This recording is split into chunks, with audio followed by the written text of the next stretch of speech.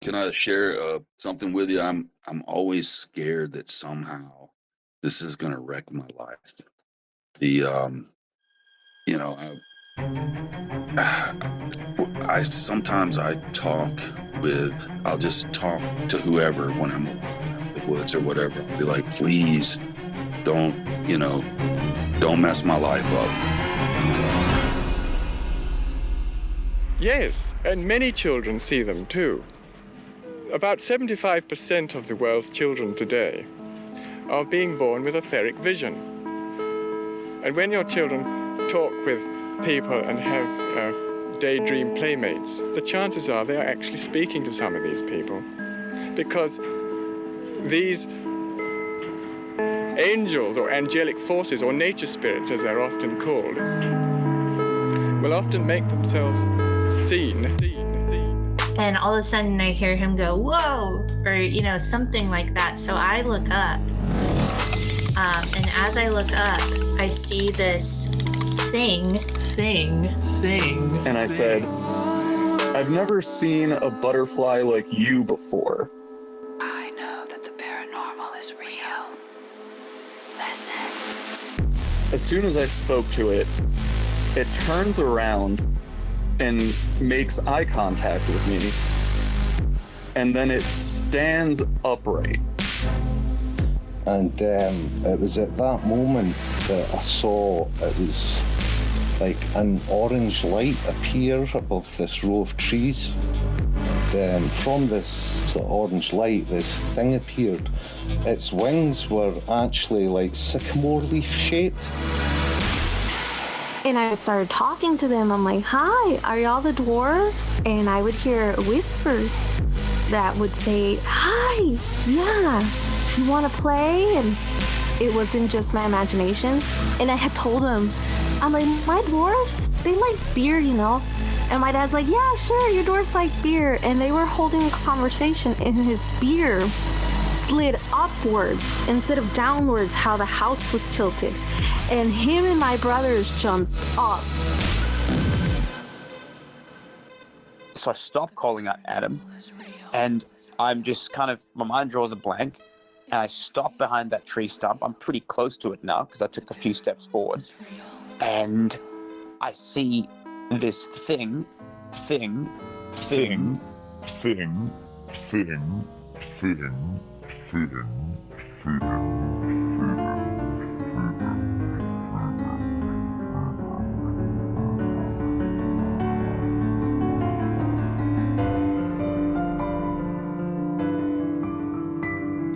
Welcome everybody tonight to Fascinating Fae.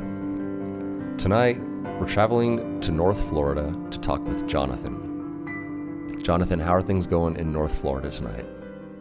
Oh, they're going pretty decent. Nice fall weather. Well, one of my favorite jokes to make is that no podcast is allowed to start on planet Earth unless it starts talking about the weather. So thank you for helping me check that box. It's nice and warm and humid and perfect here in Costa Rica because it's a tropical paradise. But I digress. Weather aside, Jonathan, I'm really excited to talk with you tonight. And before I get there, if it's cool with you, I'm going to do my standard Fascinating Fae introduction because you never know who's dropping in for the first time. Sure. Thank you, sir. So this is for you and for everyone listening. Here at Fascinating Fae, the first order of business is that we are not attempting to, or we're not here to convince anybody of anything. This is super important because the Fae or fairy nomenclature, just naming it that, is eye-rolling enough for 99.9% of the population. And the truth of the phenomenon is utterly mind-boggling and astonishing to experience. So you can't have both of those things be true and be expected to come on this show, or for that matter, to really tell your story to anyone with that idea that you're going to just somehow convince them just through your storytelling. So we don't put an emphasis on that. I think it's super important to take those pressures off because I just want to hear what actually happened. And that's what I'm here for. And the kind of second part of that always is that it is brave to come on this show. Talking about fairies is brave because it's, for some reason, the kind of most taboo part of the paranormal spectrum. I've said it all the time. Like, if you told someone you saw a ghost, that is digestible for a lot of people because they can understand it. Like, oh yeah, that's a dead human soul that is now a ghost, and it is something you can, understand contextually. But when you start to get into the realm of fairies, it's hard for people. So the bravery that it requires to come on Fascinating Fae is not a platitude. I say this to all of my guests. It's extremely brave for you to come on the show, Jonathan, and I appreciate you having, the wherewithal, the courage, and the desire to get into sharing what happened in your life with me here tonight. And so finally, with that said, I'll just kind of remind you and the audience listening that my format of programming is that I just like to let you, Jonathan, as the guest, have as much time and space on the microphone as necessary to help myself and the audience listening become, able to understand these experiences as close as possible as to how you understand them. So, giving us some context about the set and setting of experiences, what you were doing in that time, all that stuff is absolutely valid if you feel it was contextually relevant to the experience, because I think that's how it flows. I think there's meaning in reality, and that as these Fae encounters, climax or like manifest, there's usually like a run up, and that's often as fascinating as the thing itself. So by all means, take your time. There's no rush or pressure here. I also won't leave you hanging, my friend. I'll just jump in when I can sense you've naturally kind of concluded your storytelling, or, I might jump in and just break things up a little bit and ask questions if I've got something I'm so curious about I can't shut up. So it's pretty much the format of the show. That's my standard intro. That's a bit of a mouthful, but those things are really important. No convincing anyone of anything. Brave to come on the show, and you get to take your time here. So with all that said, if you'd be so kind, Jonathan, just kind of like ease myself and the audience into what you've come here to talk about tonight. All right. Well, it all started probably with my first encounter when I was 4. It's one of my first memories, and it stuck with me. We lived in Atlanta, my mom and my stepdad and I, and we lived in this townhome, and it was a lot of people don't know about it, but back then there was a problem with child abductions going on in Atlanta, and that's relevant to the story because my mom initially thought someone was trying to break in regards to that. So she put me to bed, and it was upstairs, uh, and she left the door open, and my bed was right by the door, and in the far corner of the room, the light came in, but there was kind of a shadow, and she laid me down and left, and I just laid there with my eyes open, looking at the wall, not really tired, and I noticed some movement, and then out of the shadow stepped out this creature, for lack of a better word, that was maybe about 3 feet tall, and it looked like a flesh and body version of the Count from Sesame Street. In my child's mind, that's what I thought it was at first. But as it got closer, it changed. It didn't change, but my perception of it did. And I realized it wasn't the Count. This was something wholly different. And it had a long pointed nose. It had pointed ears, a bald head. It was wearing a black robe. It had a large mouth. And it just sort of glided up to me, to the side of my bed, and it growled at me. But before it growled at me, it stared at me for a minute, and I just stared back at it. And then it growled at me, and that's when I stood up and ran out of the room.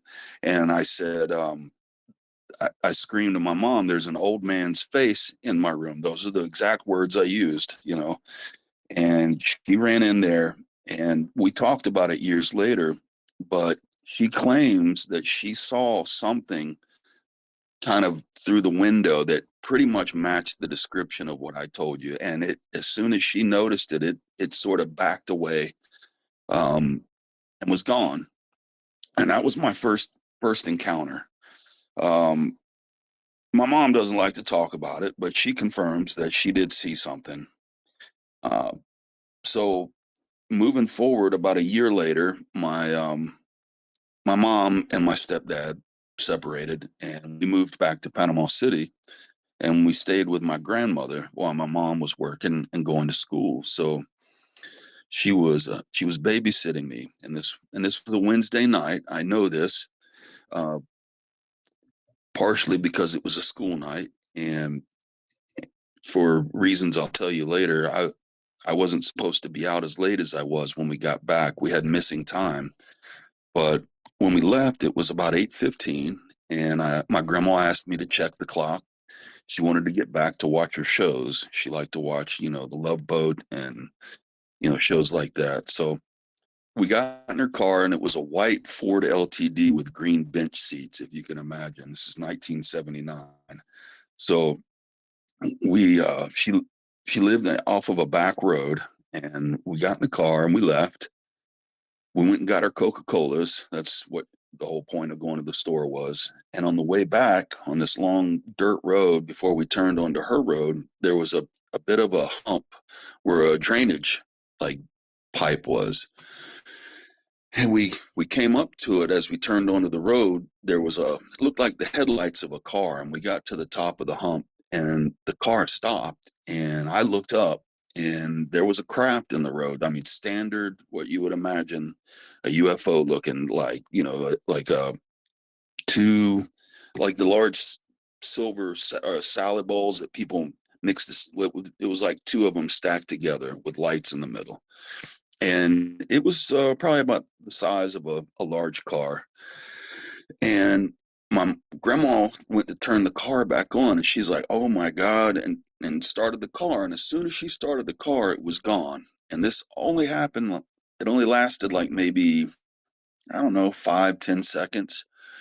And we got home, and it was 9:45, and my mom was just pulling up.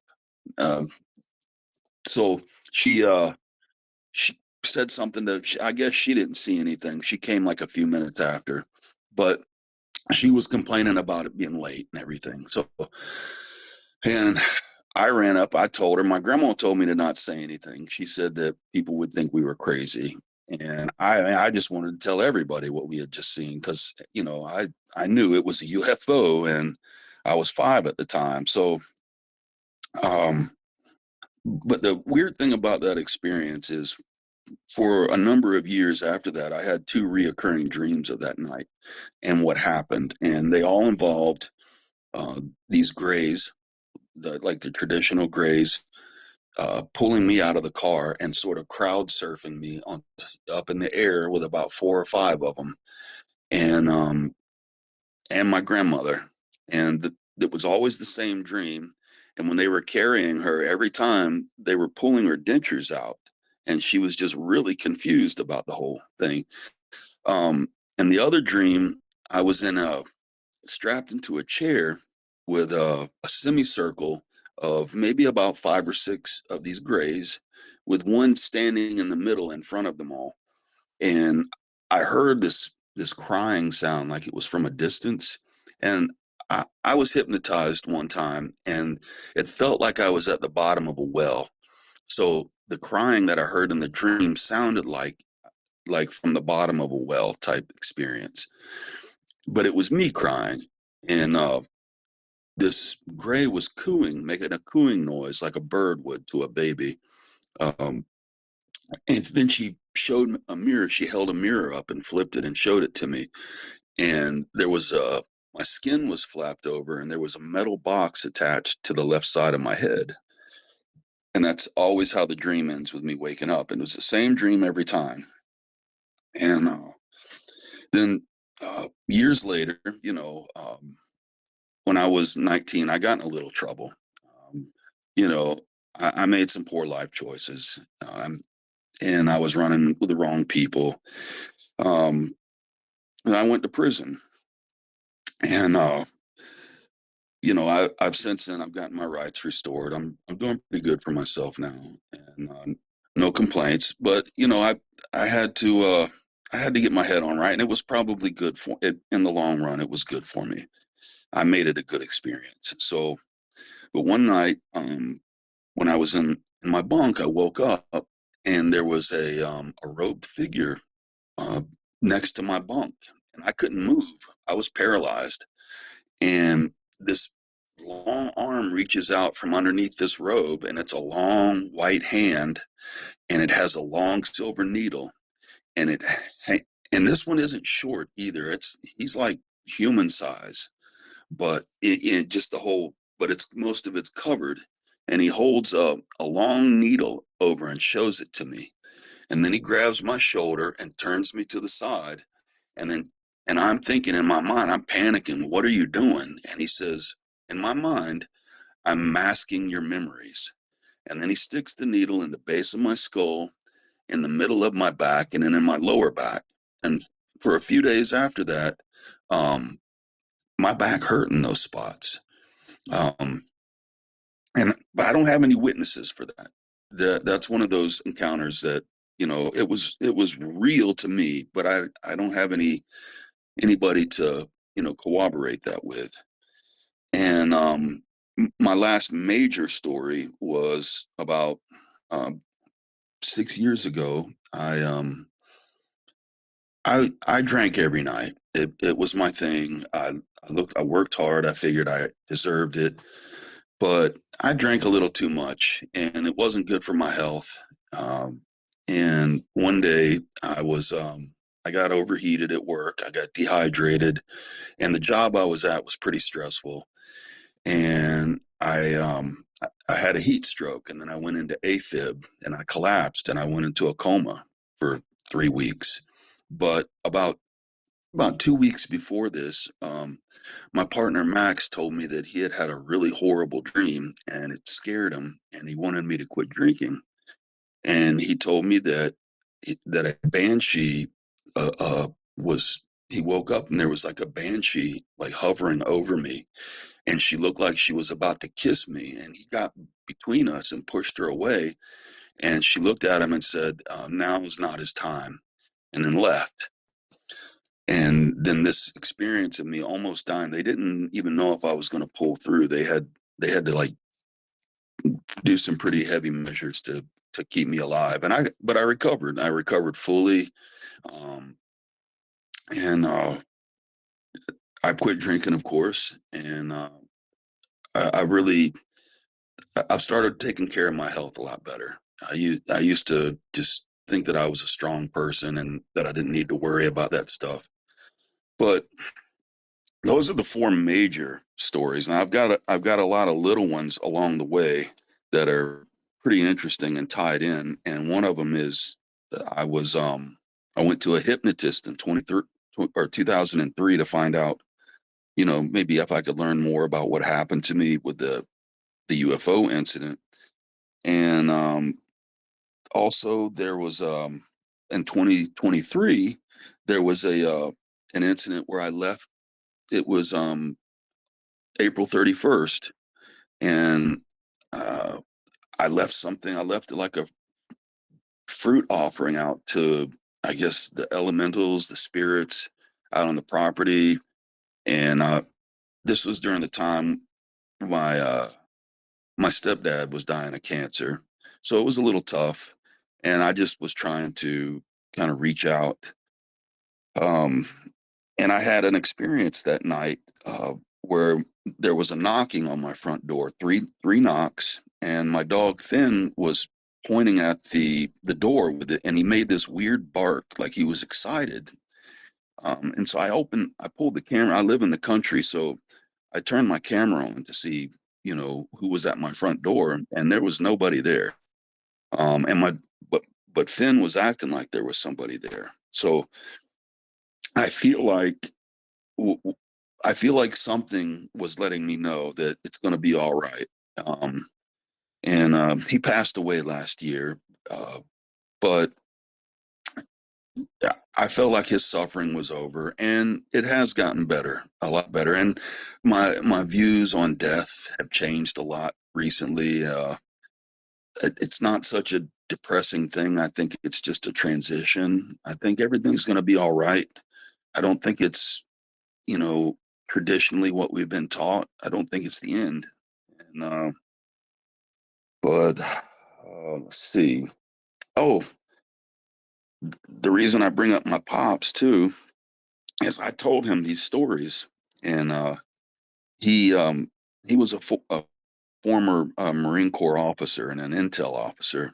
So, and he had a master's degree, and he was really proud of his intellect, and he knew that I was just full of shit. And I told him, I was like, and I had moved out to the property next to them, and I said, well, I have something happen to me almost about every 6 months or so. You can almost time it. And I said, if you're around me, you're going to see something. And he said, I'll believe it when I see it.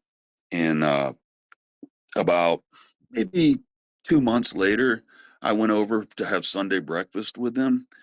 And he told my mom, he was like, are you going to tell him? Or my mom said, are you going to tell him or do I need to? And I said, what? And he told me that he had they had woke up because there was lights, like a helicopter was over the house, but it wasn't making any sound, but all these lights were shining in the windows. And he opened the door and saw something over the house. And unfortunately, he didn't react to it in a very friendly manner. He went and got his gun and whatever it was left. But he apologized. After that, his attitude towards me and some of my interests changed. And we had some talks before he passed.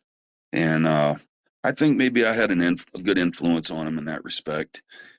Um, he had another encounter that he told me about, uh, probably about maybe 2017, where he got up in the morning and the sun was rising, and he looked over up on the field, and he saw something moving about the size of an alligator, but it had longer legs and it had hair, and it scared him. He said he had never felt fear. He felt like this thing was dangerous.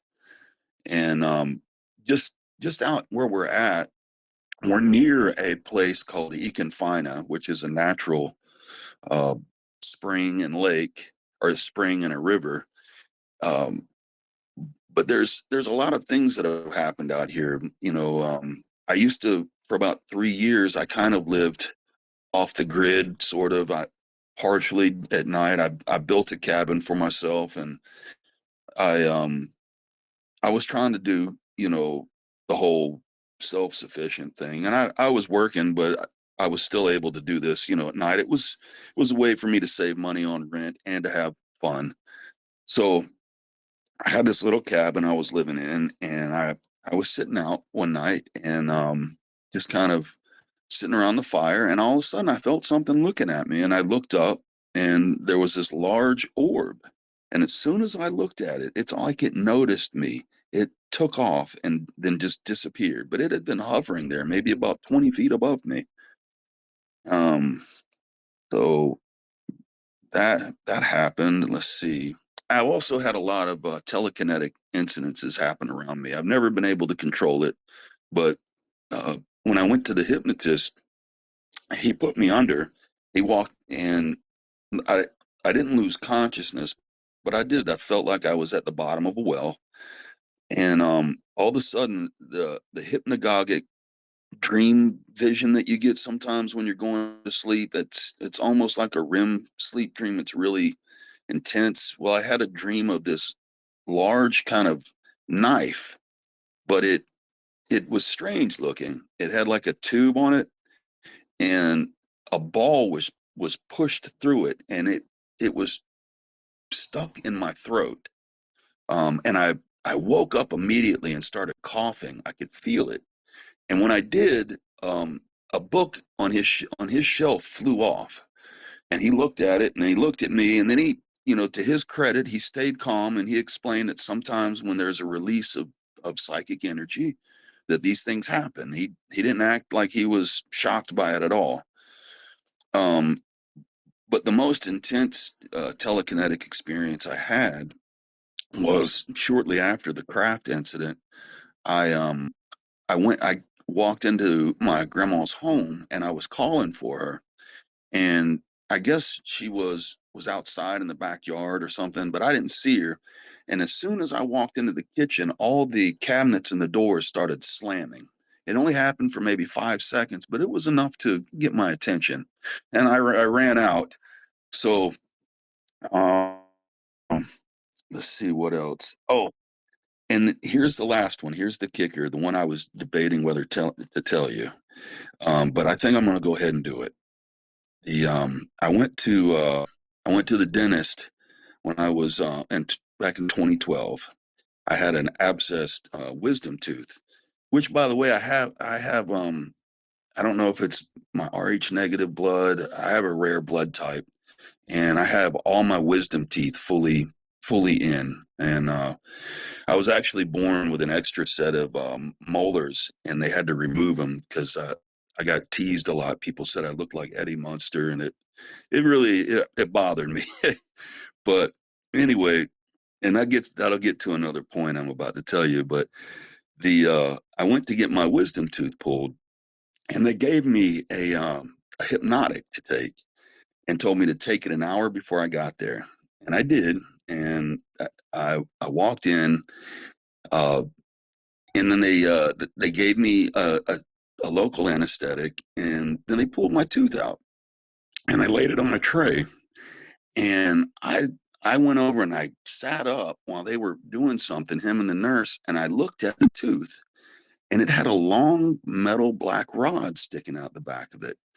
And I said, "What's that sticking out of my tooth?" And he immediately said the nurse's name, and he said something like, "He's looking at it." And she started snapping her fingers to draw my attention away. And she said, "Look over here, Jonathan." And I did. And she said, "Hey, why don't you tell me about your favorite TV show?" I guess they thought that I was more inebriated from the pill than I was. It's I've got a really strong constitution, but something told me to just play along, and I did. And when I went back 2 weeks later to get the stitch out, uh, they asked me twice, did I remember anything? And I told them, I said, no, I don't remember anything. And I felt like, and then when I was leaving, I looked on the wall. My dentist, he was a former naval officer. And I'm not trying to make connections here, but it seemed a bit odd. It seemed that their behavior was odd. The the thing sticking out of my tooth was odd. Um, just and I quit going to the dentist. I just quit going. I quit returning their calls for appointments. And shortly after that, he moved to a, a more wealthy place, part of the Gulf Coast, and got a really expensive dental place. He had been a pretty small, family-friendly kind of place before then, and I wonder about that. I wonder what the connection was there and what that was all about and why they were acting so funny. And I told my pops that and my mom, and they laughed at me. They teased me about it, but I've looked that up, and there's nothing normal about a black metal looking rod sticking out of the back of a wisdom tooth. So that's pretty much all the stories that I have right there. Aside, yeah, the little things that, doors opening and stuff, but all that, I'll let you talk now. Sorry. No apologies required whatsoever. That was a fascinating interlocking set of storytelling. Really fascinating.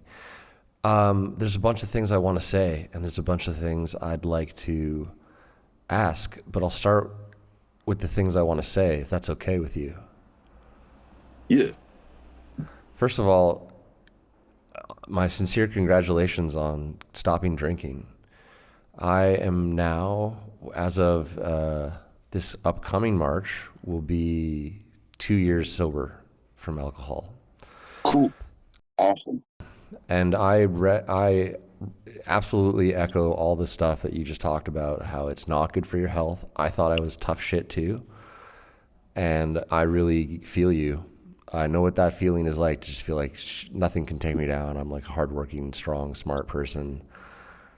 But also, as part of my journey personally, I have had to reconcile that my lifelong battle with bouts of alcoholism and, you know, being sober for years and then back to alcoholism is absolutely something to do with my lifelong contact and experiences.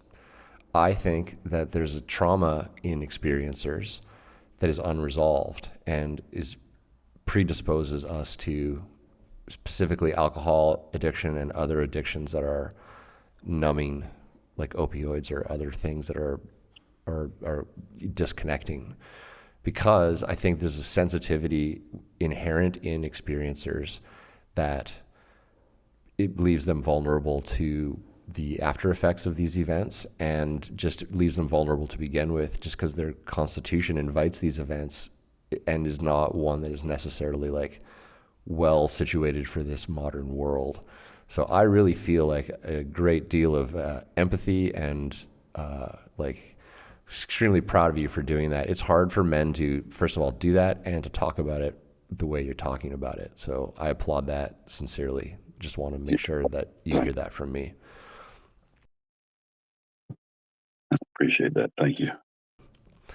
Well, it's important, dude. Like, in my like group of man friends, I'm always trying to get all my friends to stop drinking, because I know even when they think they've got it kind of like under control, it just, the actual life without it is much, much better. It really is. I wake up feeling so good in the morning, and coffee's really my only addiction right now, and I'm not giving that up. So, Well, it's like well proven that the brain builds a tolerance to caffeine, and that even if like you're a heavy coffee drinker, you're not like inebriated by it. So, you know, it's good. I like I'm in Costa Rica right now, so I'm lucky because I got like really good coffee all the time locally here. But nice. no, that's actually like a super important part of this discussion, because how do you like, I mean, look, all of us have our traumas, and the coping mechanisms for those traumas are not always healthy ones, but that doesn't mean that the like phenomena is not somehow potentially related to it as well. So it can be complicated to understand the triggers and the causes of you know, coping mechanisms being enacted. But when you're telling me also these, you know, sets of stories, I just feel like deeply resonant with it, because unlike the new age kind of take on things, which is like, this is all great to have happen to you, I don't always know that that it does feel good. And I think it's pretty strain. It is. Yeah, truly. And that's maybe one of my biggest complaints, and where I get into the most trouble with the paranormal community is I am deeply fascinated by it and all for it, but at the same time, I don't have any illusions. It's a liability to go through this stuff. Can I share something with you? I'm always scared that somehow this is going to wreck my life. You know, sometimes I'll just talk to whoever when I'm alone out in the woods or whatever. I'll be like, please don't mess my life up, because it's pretty good right now. So, and I think that maybe whoever they are, whatever they are, I feel like we've come to an agreement that, you know, they're still there. I can feel them, you know, but I think they're going a little easy on me, so to speak. So if that I know it's crazy, but I can't explain that part of it, but yeah. That actually sounds exceptionally rational in the context of what we're discussing. And I always try to use this analogy lately where I say, if you're trying to describe what's going on to somebody, it's like trying to describe the color blue to someone who's been blind since birth. I mean, you know what color blue is, but good luck trying to describe it to somebody who just has never seen it and cannot see.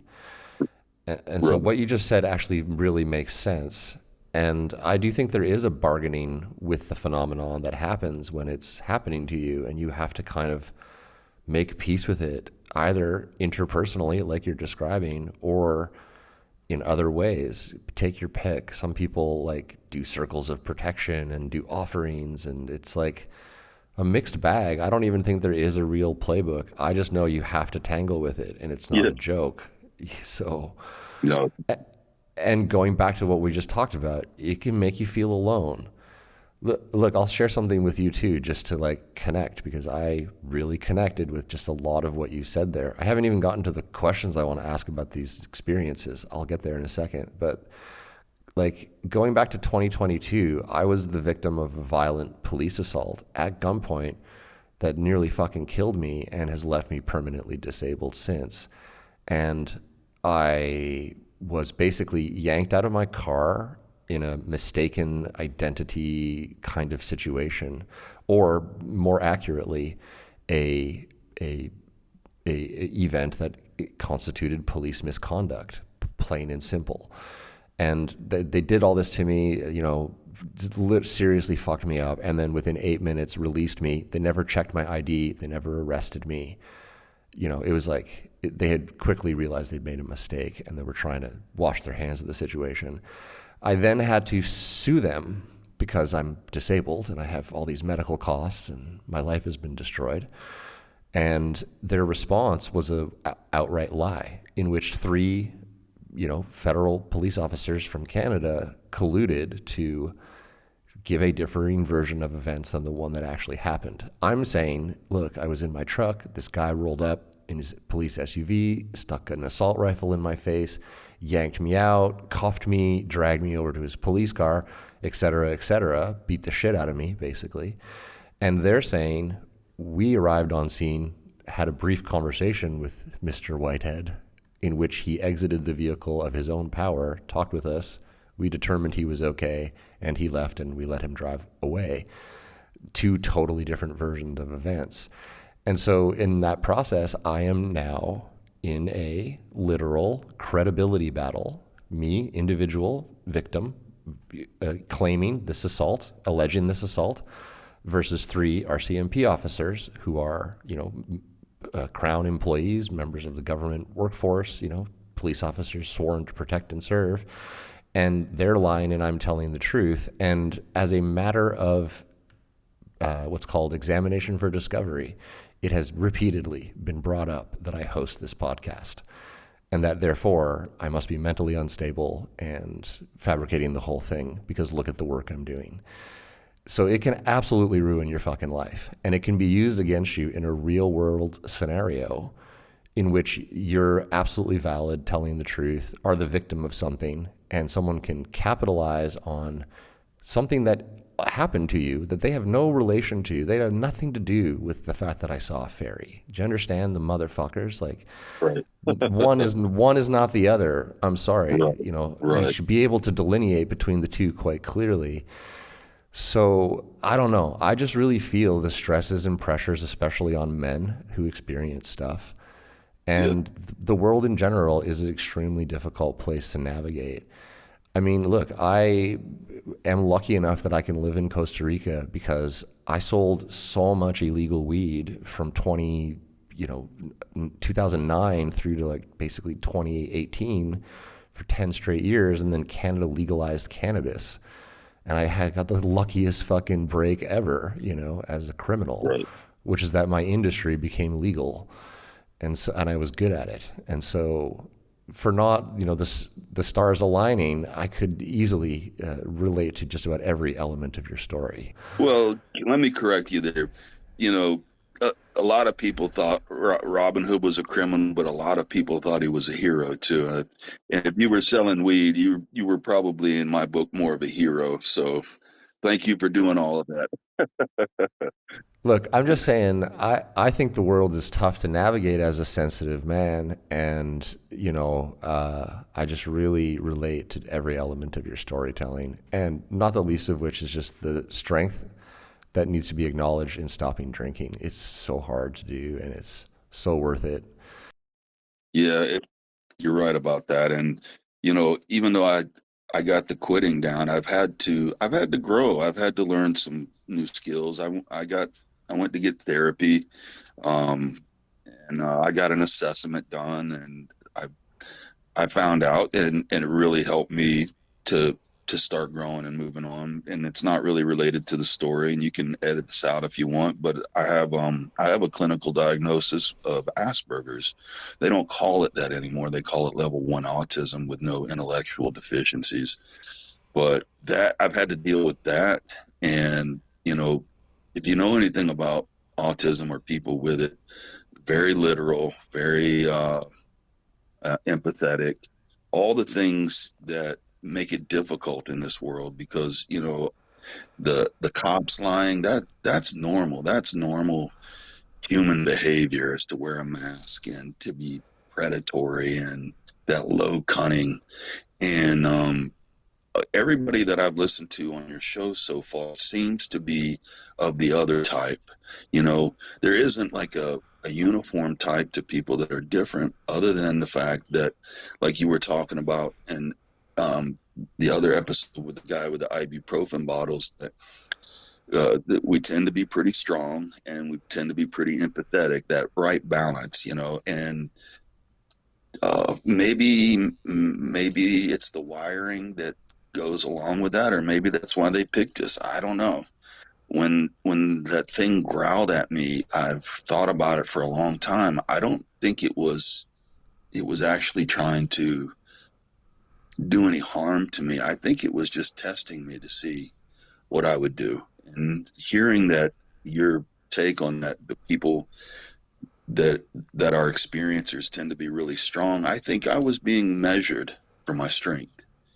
So anyway, I'm of the opinion that, because the space-time continuum is different for this entity class, the whole life trajectory can be a type of protracted test. And I really am absolutely hovering in on this hypothesis of how and why people are chosen. And many of the things you said are extremely valid and extremely interesting, because yes, it's the literalness, the purity of, I guess, just how am I trying to say it? It's not like morality is always perfect, but I definitely know what you mean about many of the people that have come on my show. There's a certain kind of just simple truthfulness and ability to understand who that person is as you're listening to them. And you can tell there's not a lot of bullshit there. There's just straightforward, this is how I see things, this is what happened, this is my interpretation of it. And it's interesting as well, to not to receive what you're saying about your diagnosis of, as they say, Asperger's or level 1 autism with no cognitive deficiency. Many people that have come on to this show, if I were able to daylight my pre-conversations, self-identify or clinically identify it in the exact same way. And I think that there's a kind of resonance with the Fae way, like Fae themselves are closer to that wiring, as you put it, or they're closer to that way of being. And so what makes it a deficiency in this world, because it's, you're too sensitive to this chaotic world full of liars and manipulators, to the Fae, there's a purity about it that is absolutely recognizable to them and extremely attractive to them, because they can trust it, they can understand it, and it's resonant of them. That's what I really think. There's actually something there to that. I really do think that. I'll share one other thing with you too, and before we get to the questions part of it, I've read a lot of well, I've read stuff like, I don't know if you know who Austin Osman Spare is, or if you know who, I know you know who Carl Jung is, but I started dabbling with automatic writing, and I actually um, communicate with this other, as it's referred to, from time to time. I've set some rules for myself and things I'm not going to ask, but I generally ask questions like, and I asked if it would be, if I could talk about this stuff too. Would they get offended about it? And they were fine with it. Um, Mainly because it's helping me and it's helping other people. I think there's something bigger going on. Um, you know, it's slow, but it's like an evolutionary transition that's slowly happening. And with everyone communicating more, things are being brought to the light more. Things that have been going on for a long time, they don't, uh, they're not holding up anymore. And we're starting to see that. Terrence McKenna talked about it. He said that things would get so strange that we would have to talk about it. And I think we're at that point now. I think it's the fire in the madhouse, and I think it's just going to get crazier.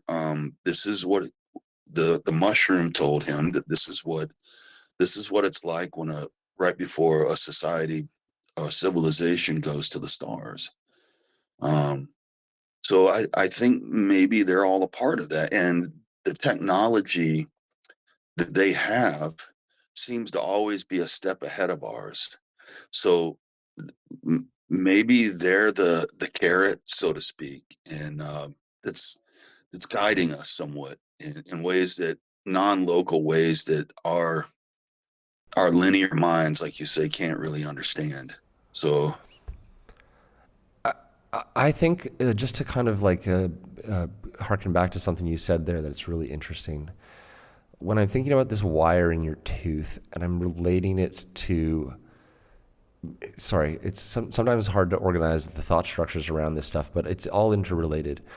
I think there is a campaign from the beyond the veil side that involves direct interaction with humans. And I think that basically what happens here impacts there, and vice versa, potentially. Because both are happening in the same container, which is whatever we call reality, because they're interrelated. They might be separated by dimensions as people like to think of them in their head, but I just think about it as like frequency ranges. Like there's frequencies of light you can't see. It doesn't mean those frequencies of light aren't there.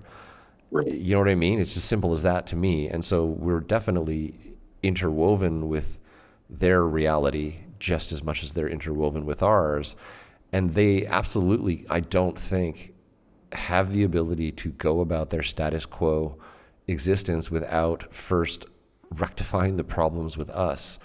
It's like inevitable that they're going to have to somehow make contact. And there's all this like elusiveness to the subject matter that is continuously frustrating.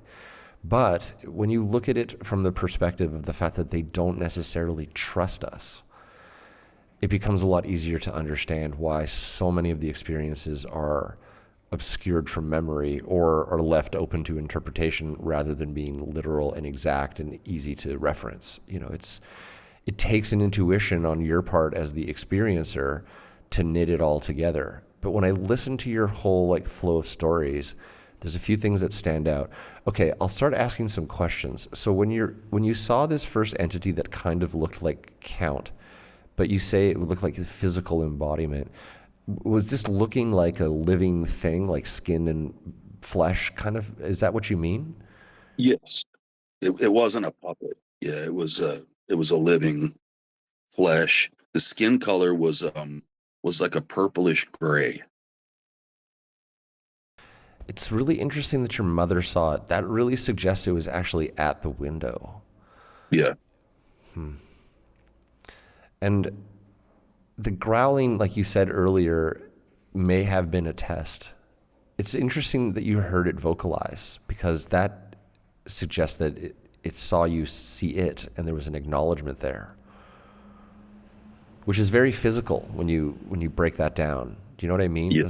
It's not like it doesn't sound like an apparition would growl at you. I feel like it would have other ways to freak you out. You know what I mean? That's a very physical response to proximity to another physical thing. Yeah, I guess, and I guess it somehow stepped through the wall. Maybe it was able to become physical. Maybe it wasn't expecting me to see it. I don't know. That's what I mean. I think when you see them, they get like, because so the nature of reality itself is super fundamental to this whole subject matter. I kind of think that reality is illusory largely, and so the idea of physicality is in and of itself a kind of an illusion, you know, Right. which easily explains then how things move through walls, because the walls don't exist and neither do the things. It's all just representational.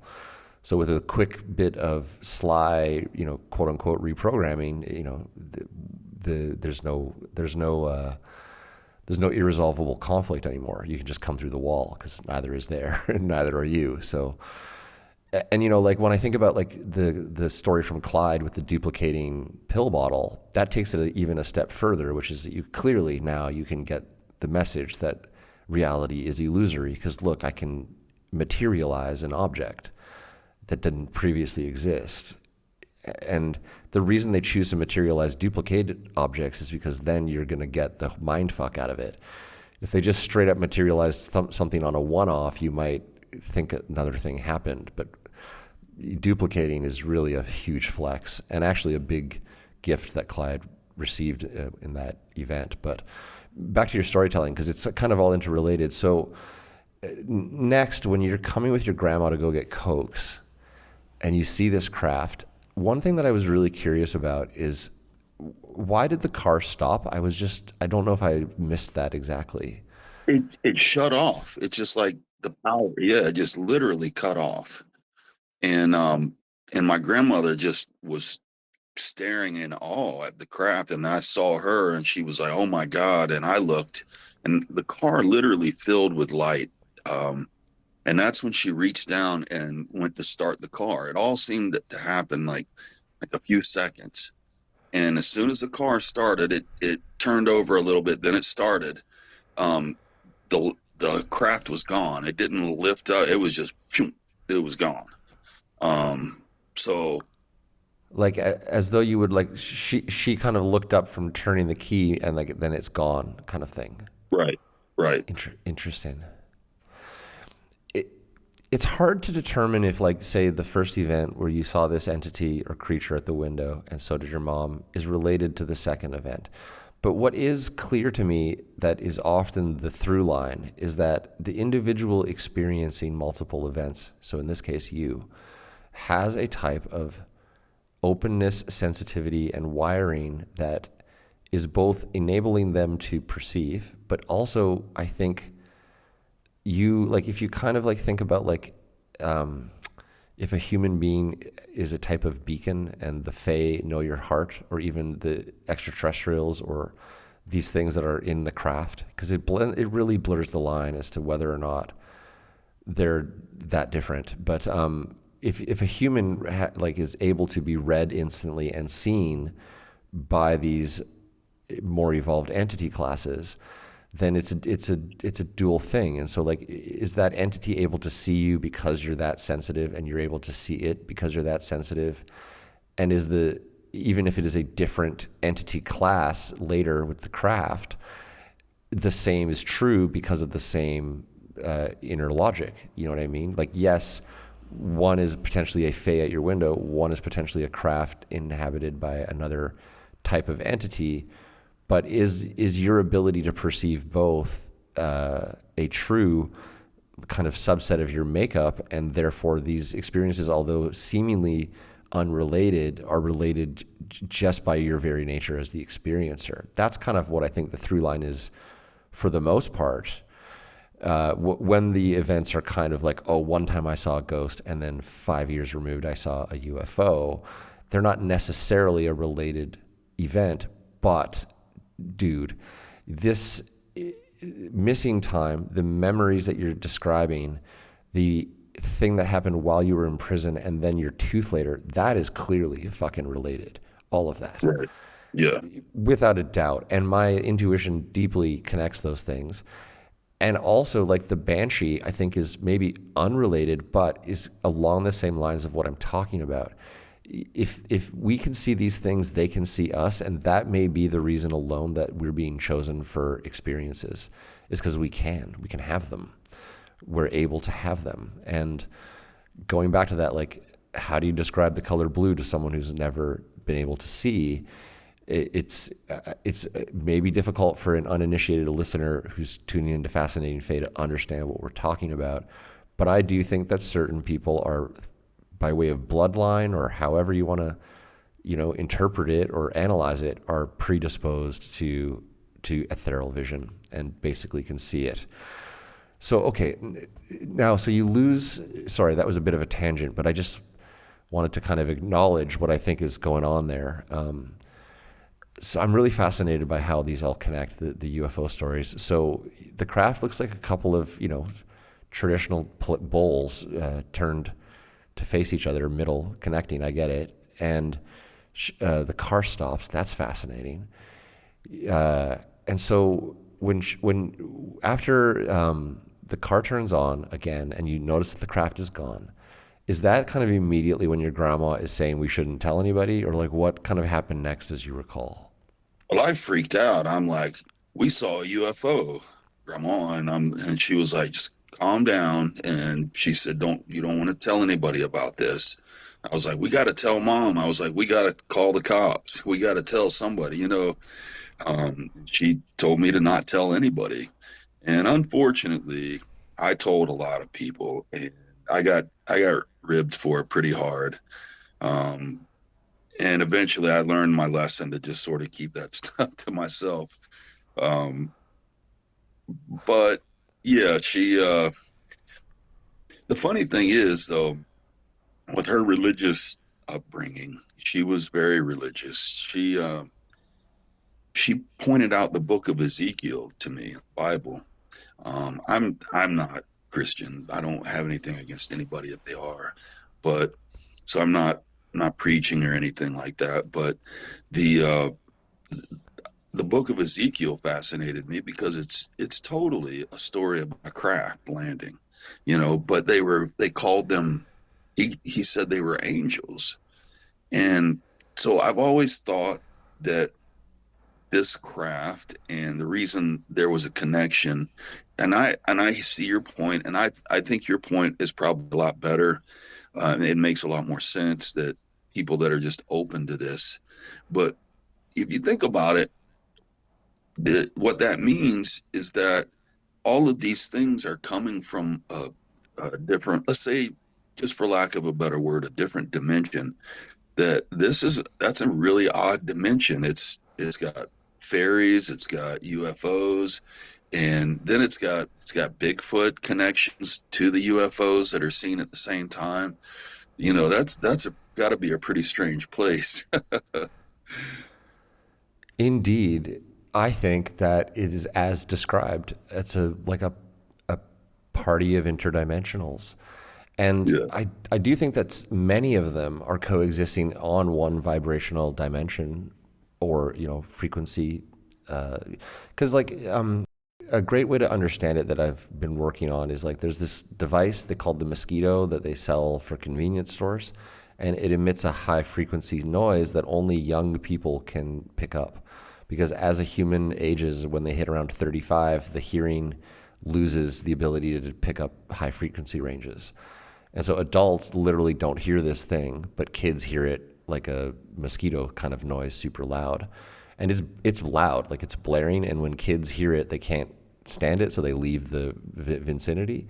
But like a 40-year-old going to pick up a pack of smokes is literally unaware that this is happening. So you can be like, I think, able to sort of get yourself to an understanding of like what a dimension is just from that working example of a real world device. They're probably right here, right now, but we're just not exactly able to perceive them per se. And how the gap is bridged is truly like maybe one of the bigger fascinating questions, almost maybe more fascinating than the phenomenon's aspects itself. Is like, how are we picking this up? Because it asks a lot about what are we and what does it say about us.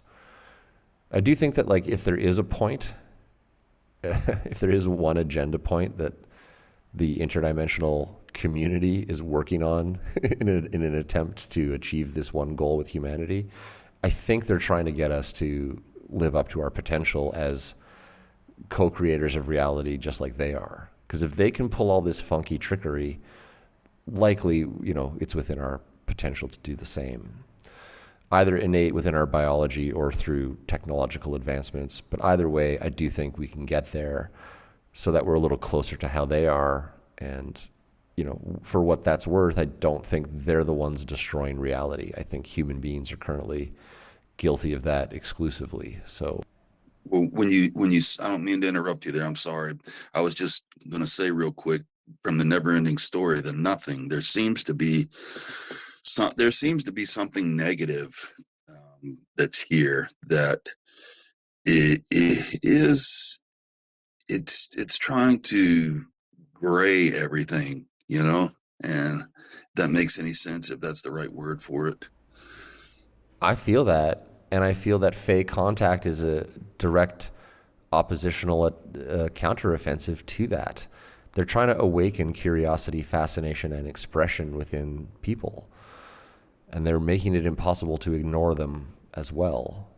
But anyway, we're getting philosophical, which is absolutely fine here on Fascinating Fae. It's probably half the content of the show, honestly. But you have some great stories that I need to keep asking questions about, because I love putting together this narrative in my head, as you've been so generous to share. I should pause and say, Jonathan, man, thanks again for, the bravery and the succinct and really logical, straightforward storytelling. It leaves a lot of room for me to ask questions and to become fascinated. And I wonder, like, is there a through line between craft contact and Fey contact that is inseparable? And enough guests have come on recently that have had these narratives that really are kind of advancing my potential hypotheses here. So when you say you lost time, with regards to like your mom coming in at 9:45, when were you supposed to be there? How much time do you recall losing? That would be something I was curious about. Right. Well, we were supposed to be back by 8:45 because I had to be in bed at 9. So, if we left at 8:15, it was just like 10 minutes to the store, 10 minutes back.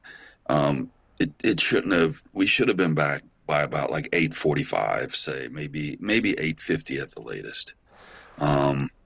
So yeah, we lost about an hour. Maybe, you would say it was about 8:30 and we got back 9, so maybe an hour and 15 minutes. Yeah, what's weird about that is I'm getting a lot of goosebumps for some reason. Maybe it's just the unsettling similarity of missing time. Because when I saw that thing in 2019, I mean, I can't really pinpoint the exact duration. I just know one thing that's always bugged me is that we were listening to the start of Catch Fire album, and then when we were done, it was the Black Seeds playing.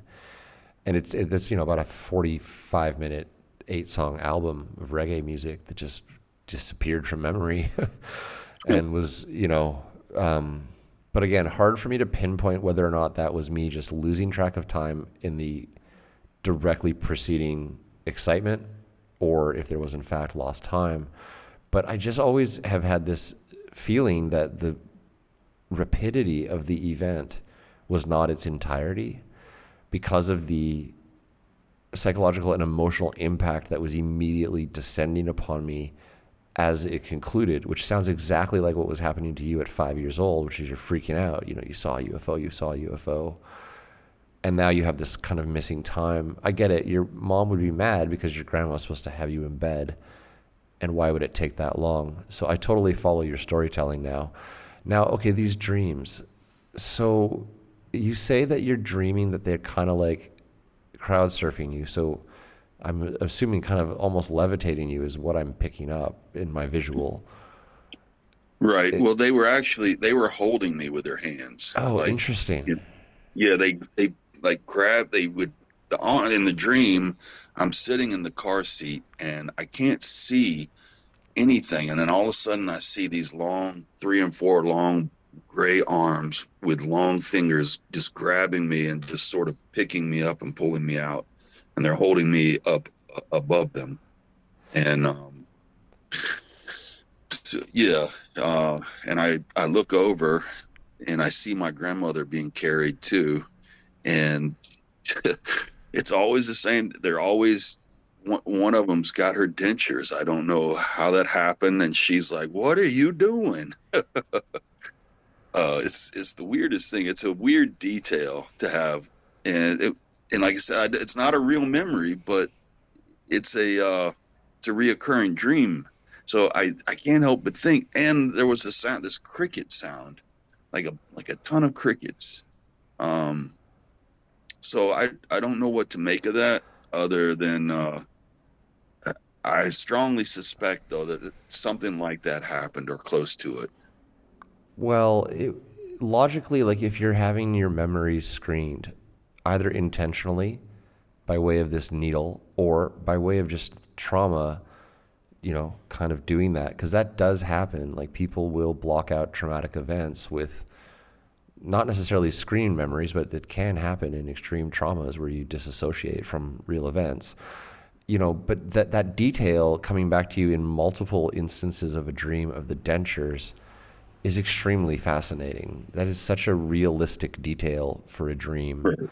And for it to repeat, I think subconsciously your brain is trying to, salvage some memory there, is what that sounds like to me. So the other portion of the dream, you're in the craft, it sounds like, from what I'm remembering, and you're kind of becoming cognizant of this screaming sound. Was this the recurring dream, or was this the hypnotic memory? I can't recall. No, this was the other reoccurring dream where and I don't know, I wonder about these crafts, so to speak, because um, I've read some things that say that they're gates, they're flying gates, but it'd be interesting if they were, because where I was at, it seemed like it was bigger than that craft. It was just this really big white room with no detail. It was, it was bigger than what the craft looked like, I guess. So That's a fascinating element as well. I've heard this, like, I know what you're referring to, the fact that they're a floating gate or floating portal, essentially, or like type of mechanized portal. Mechanized is not really the right word because they're operating with a different degree of technology than mechanical. But so I want to understand this memory of the Greys standing around you. You have sort of one in the center. He's then showing you a mirror. Can you describe a little bit more detail? What is this metal object attached to your face, and how is your skin flapped back? I'm kind of curious, like, about that a bit more. okay. Well, I'm strapped to this chair. My hands are by my side, like I'm strapped. I can't move, and I hear this crying, which is me, but it seems like it's from a distance. And the thing is first, these creatures, they call them Greys. I say creatures, entities, but they were really white, like really white skin, like paper white. And they didn't seem to have any gender. But this one, I don't know. I just got a feel that there was a female feel to her because of the way that I said, but there was like a cooing sound, the way like a mother would do to its baby. It was making this bird sound at me to like get me to stop crying. And it held up this mirror, and it was a round mirror. And she flipped it like a little, like almost a snap, flipped it around and showed me instantly my head and my face. And in the mirror, I saw the skin on the left side of my head was flapped back, like up, and I saw a metal box. It was, the skin was on top of it, partially, but you could see the metal box. There was no blood, but it scared me. It was a terrifying image to see part of my body cut open and this thing sticking in it. Uh, and it was a metal box, and it had like a long wire going, like a black wire, going off above it somewhere. It, out of I couldn't see much beyond that, the mirror. So, but as soon as that happens, I wake up from the dream. I haven't had those dreams in a long time. Um, it's been years, but the the one part about being pulled out of the car, um, is that the hands were so long, the fingers were so long. But they had things on it, not rings, but like something else. They had these things on them. It may have been devices, I don't know, but they weren't jewelry, but they looked kind of like jewelry. And so I don't know what to make of that either. Utterly fascinating. I wonder if that memory, we'll call it dream, which is what you're calling it, is related to what happened later at the dental office. Was that a procedure in which that wired tooth was being implanted, was being modified within your head somehow? It's extremely fascinating. Was it the same side that the tooth came out as the box, as you remember? No, actually, I never thought about that, but the tooth that I had removed was on my right side of my face, and the box in the mirror was on the left side. Interesting. Not that they're necessarily related, but I was curious about the positioning of the tooth. Interesting. I like to ask questions sometimes just out of curiosity. There's never any gotcha moments on Fascinating Faye. Sometimes, No, sure. Sometimes I'm just listening as constructively as I can to people, and at times I'll just try to maybe draw connections, but they're not always correct. That's just the practice of, trying to listen as constructively as possible. Okay, so now you're in prison and you have this one night where you perceive this cloaked figure in your room, which it really does sound related to both this initial event with your grandmother, these memories, and then, carrying on. Like, it's entirely possible there's a series of contacts between the two events that you are not recalling.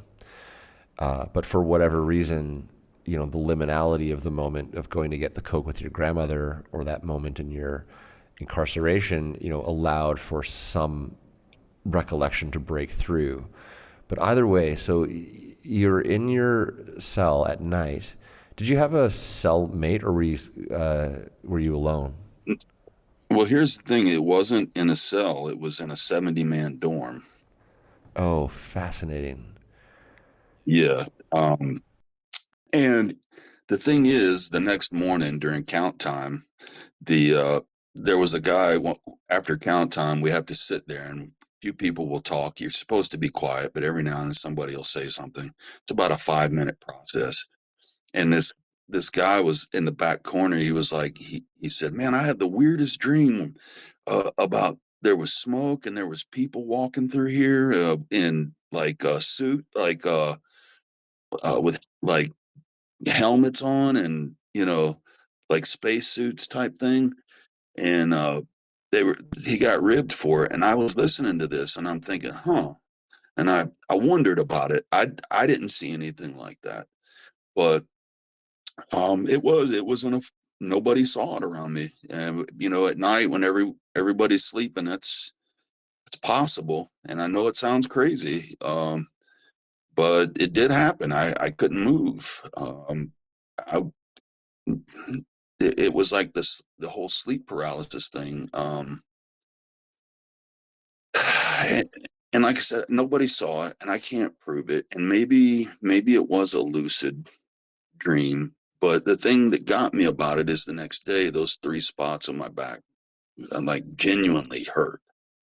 So That corollary is like so interesting because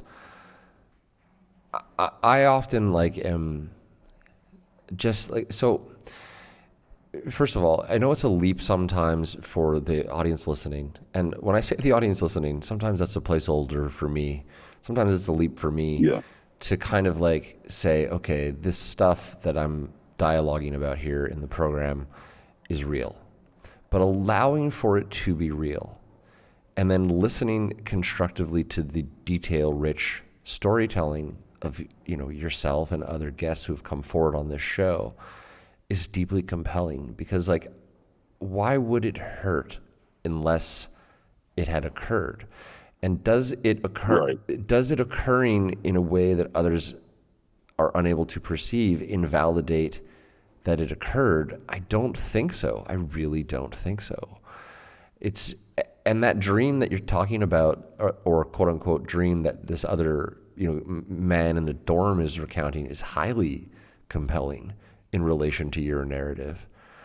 So Right. when you saw it in this cloak and the arm was coming out, the needle, can you describe what that looked like a little bit more? Any details you can remember are extremely curious. It looked like a large, maybe a foot long, a silver wand, and it had a like a amber light on the front tip of it. Um, I noticed that. So, but other than that, it was just like it looked like it was silver. Interesting. I was originally perceiving it to be kind of like a hypodermic needle, or I was imagining somehow like a veterinary needle. But this sounds utterly different than that. So, like a metallic silver with an amber light on the tip. About how long overall? It was probably about a foot long. About a foot long. Handheld. Yes. And this, and so the entity that you're describing, go back and just talk about the way the entity looked a little bit more too. You said it kind of looked like a larger gray wearing a cloak, but Yeah.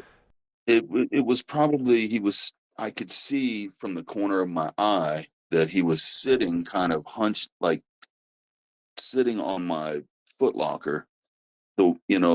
Probably somebody that was maybe about 6 foot tall, the way their knees would come up a little bit when they're sitting on a, you know, and, but he was wearing a black, like just almost like just a black blanket that he had thrown over him that wasn't completely covering his hands, you know, like something that, I don't know, like something that wasn't used to wearing clothes, you know. I know that when I saw the Greys when I was in that dream, none of them were clothed. Uh, so I don't think clothes are a thing for them. I think they do that for our sake, or maybe it was functionary. It allowed him to be cloaked somewhat. really fascinating. And so when he touched this wand to these areas, do you remember any sensation associated with that? Or is that more or less where the recollection kind of ceases? No, oh, I felt it. I felt it go right in the base of my neck inside and come out. And then I felt it go into the center between my shoulder blades, just below my shoulder blades. And then I felt it go in my lower spine. If they're modulating your memories, why are they touching your chakra points? It's so fascinating. Well, I wondered if maybe they were, what's that say about memory as well? And I've, I've told this to people and they said that sounds like a spinal tap almost. So how do our memories work that in ways that that we don't understand? Like, do we have memories in our spine, in our nervous system other than our brain? You know what I mean? I mean, I guess our nervous system is an extension of the brain. Sure thing with that. The Body Keeps Score is an interesting book about cellular memory of trauma. I don't know if you've ever read that book. It's called The Body Keeps Score. No. I can't remember. I can't remember who wrote it. It's like an African American author who does a really great job of talking about how the physical body actually holds all traumas, big and small, and that is largely, like, in his interpretation, the source of many illnesses. But there's like a recent, not even that recent, there's kind of like a second brain that's been determined to exist in the large and lower intestine, kind of like a gut brain. And you know, when people say, oh, you get that gut feeling, they've actually shown there's like brain-like assemblages and activity happening in that area of the body. But furthermore, there's actually like a really interesting thing about memory, even if you think it's just contained in the brain, which is that all the cells in the human body change and die, you know, at a minimum once every 7 or 8 years. Every cell in your body is now a new copy of a cell that was once there before. So you literally become, you know, born anew at a cellular level just about every decade. How exactly are memories, you know, making the transition from one cell? Because if you think about like a brain cell is holding the memory, that same brain cell is long gone. If you had a childhood memory or even a memory from 10 years ago, the cell that originally, quote unquote, captured and held the memory has died, and it has replicated itself, and it has somehow passed memory from one cell to another. What does that tell you about memory too? You know what I mean? I've had this hunch recently about consciousness in general, and how I don't know who talked about it, but how we have sub personalities, and that people that have damage to certain parts of their brain, that's what's going on with multiple personalities. Those are sub personalities that are out of whack. And there's, you know, there's a primary. We all have those in our brain, supposedly, according to the theory. So what if it doesn't stop there? What if you know, I'm actually, you know, perhaps the Fae are a larger fractaled expression of this one mind that we're all part of, and we're different aspects of. And this, like you said, this whole um, separation is illusory. It certainly would explain a lot of things. So, but it's tough to hold those thoughts and think about them, because it challenge. You know, we all want to say, but I'm an individual, I'm a person, and but what you're talking about, I mean, we, we're not our bodies. You know, what are we? So, This is my favorite moment of this episode. I always say I think they're us, but I don't know what I mean. yeah. And you said it extremely well there. I'm going to have to listen back to that because that was really well articulated. I think we really understand each other. I'm enjoying this conversation quite a bit. Yeah, me too.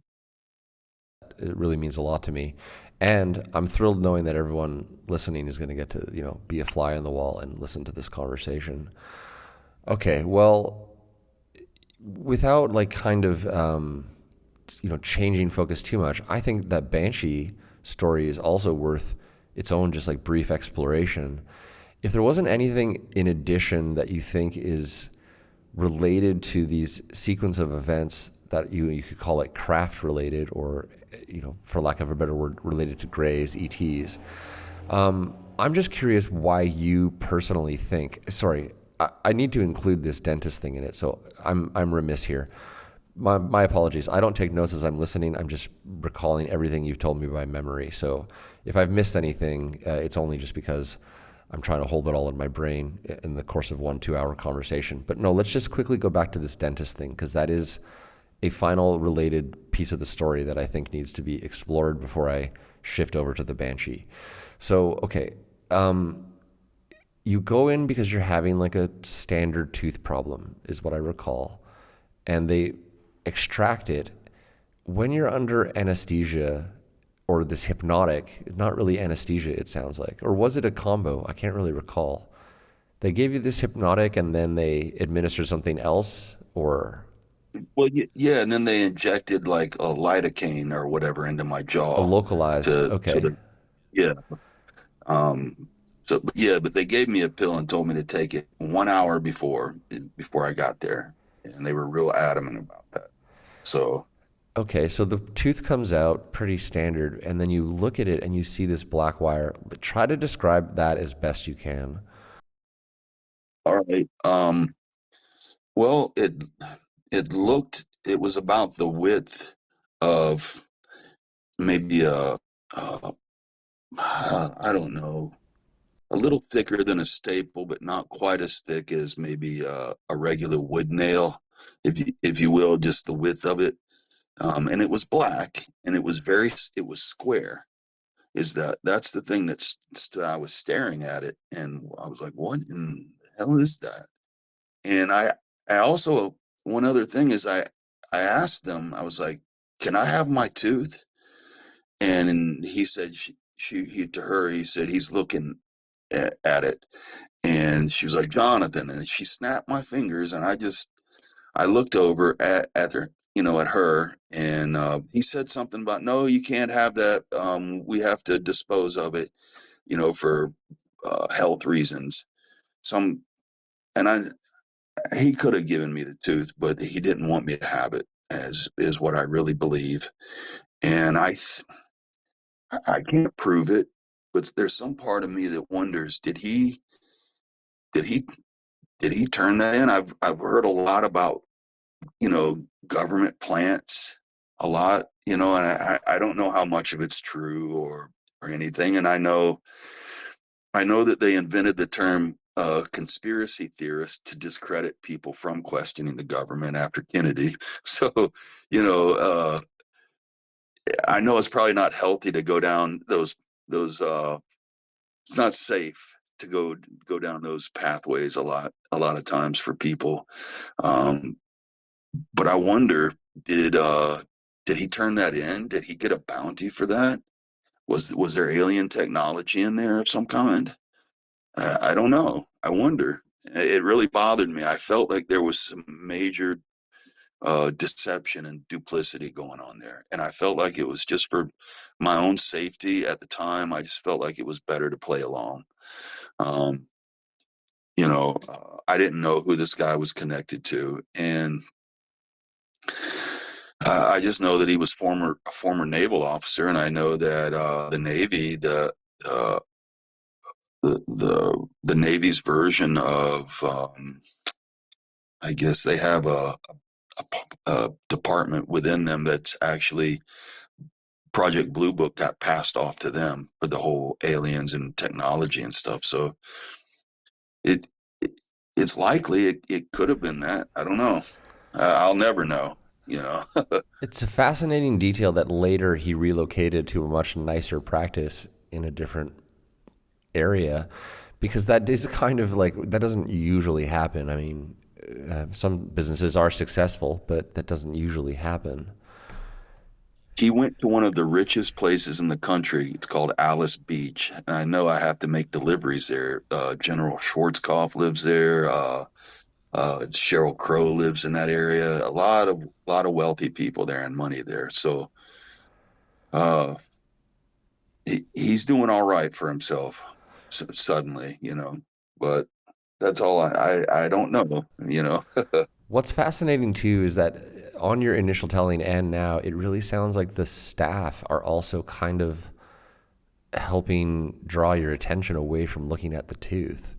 And why would he say he's looking at it? That doesn't really seem like it would be a problem. I mean, No. if you're at a dentist and they pull your tooth, it is not uncommon for it to just sit on the tray right there.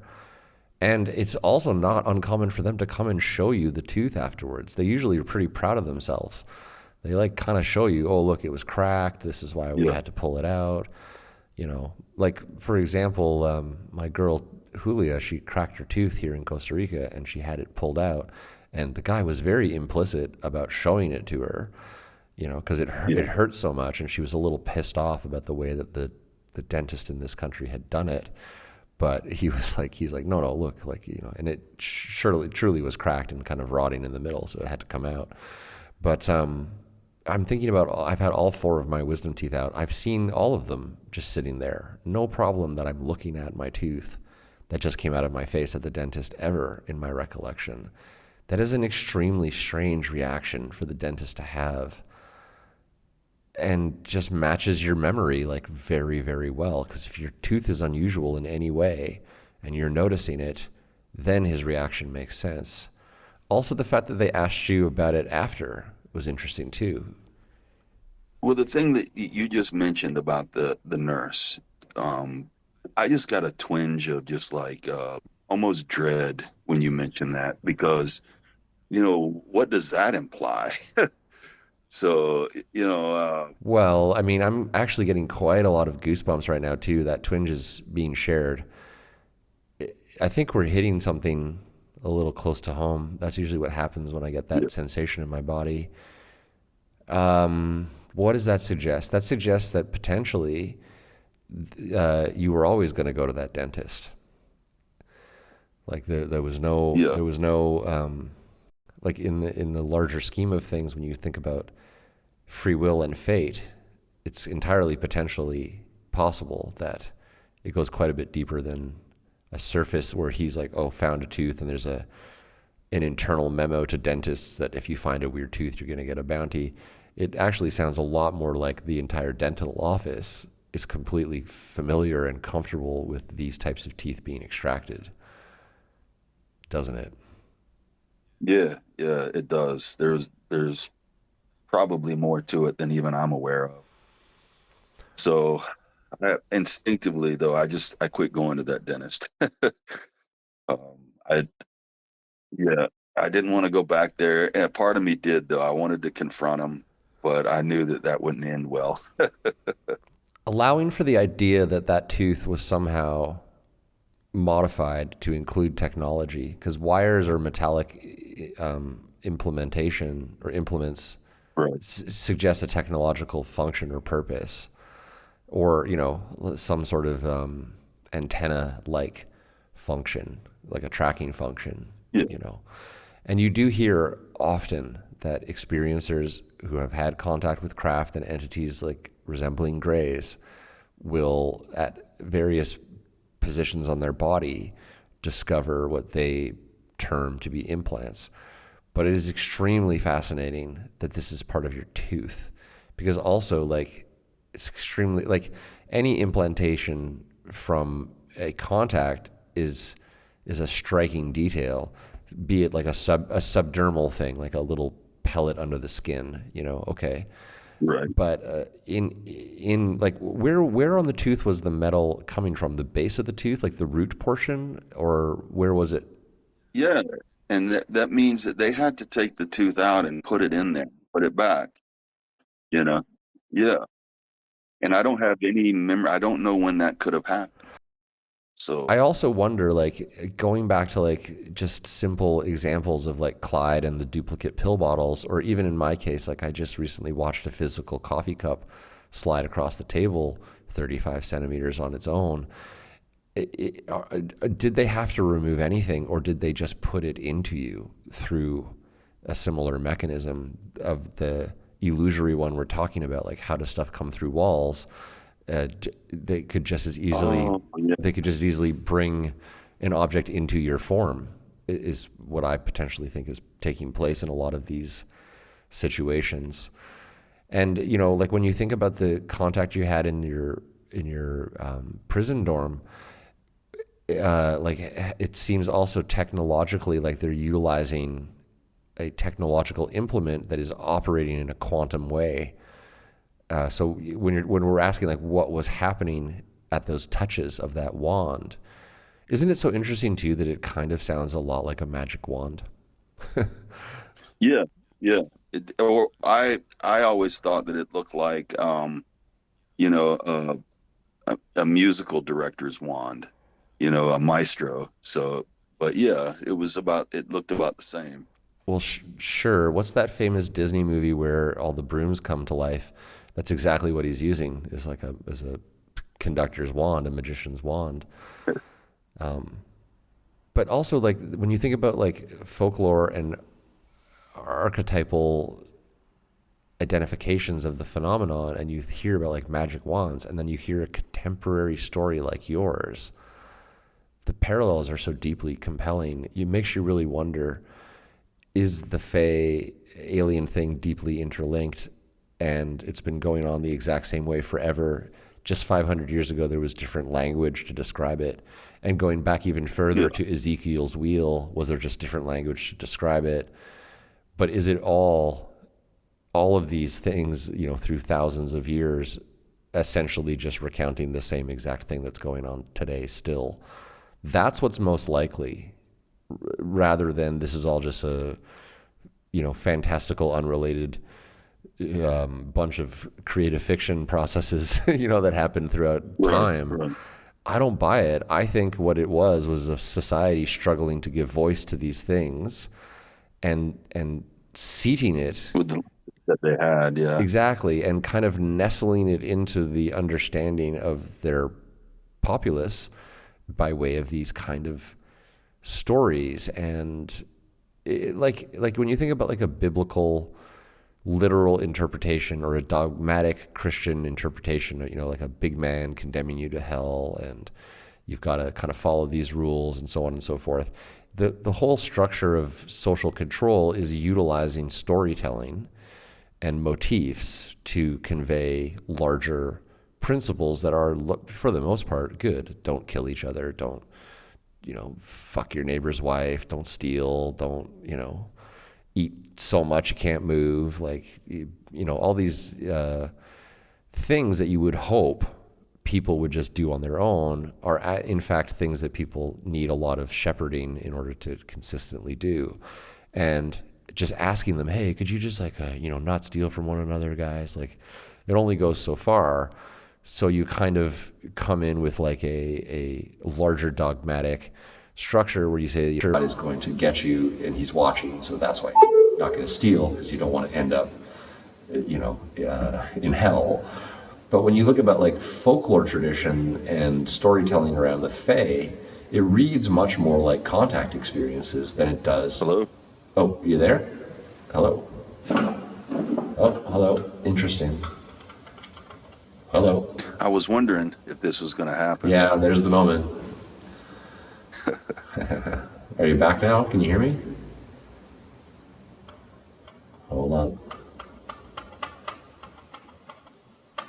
Hold on. See, I'm talking right now, and I know that you're there and you can't hear me, but I can. If you can hear me, I can't hear you. All the sound stopped. Yeah, let me try to figure this out. 1 second. I'm going to toggle around here. How about now? Do you think it's because we didn't mention him? Yeah, well, here you go, right? Can you hear me now? Hello? Oh man, what a trip. How does this keep happening? For 2 straight hours I'm recording and there's no problem. This is the same thing where I know that the track is laying down, I can see this track laying down, and you just can't hear me. It's so fucking weird. And QuickTime just crashed. Motherfucker. Hear me now? Well, that was truly odd. Let me describe to you what happened there. Hold on. Input Samsung G Track Pro. Okay. Hold on. Can you say something again? Too fucking weird. So you couldn't hear me, but I could absolutely see my vocal performance laying down in the recording software. And that means my microphone is working. And nothing switched or changed. And it was right when we were talking about, well, I got a little flustered there. What were we just talking about? It was right when we were talking about. Well, we were talking about how they've been with us for a long time, and it's different eras use different language, and in fact, I was going to mention that that in the medieval times they saw what counted what looked like grays, but they called them grim reapers right before the Black Plague happened, and they were in fields with these wands spraying this mist, and I wonder now about the robe that he was wearing, but also I was going to say maybe you mention him. It seems like in most of your episodes, you didn't mention him this time, And maybe we should give a little credit to what's his name again? Yeah, Mr. Grimble Grumble. Well played. Yeah. And like this is the this is the collateral damage of playing around in these spaces. Is that potentially what just happened there? Maybe. Yeah, absolutely maybe. And it's enough to convince me it's true that you thought that, because if you're holding that thought in your head, that's enough juice to power up that moment that just happened there. Also, what's really fucking weird about what just happened there is I just published this episode with Hannah where I try my best to intimately describe what it's like to be talking and midstream have your microphone input just cut out or switch when nothing has been touched. And that just happened exactly as I described at that key juncture. So, man, but I'll leave it in there. I'll edit around it a little bit, but I'm going to leave it in there because it just dramatically illustrates the often mind-boggling stuff that the computer does when working on the show. I have to be really clear. It never happens other times. I record for lots of different stuff. I'm actually recording when I talk with my dad sometimes because he's getting older and I'm trying to save some conversations with him.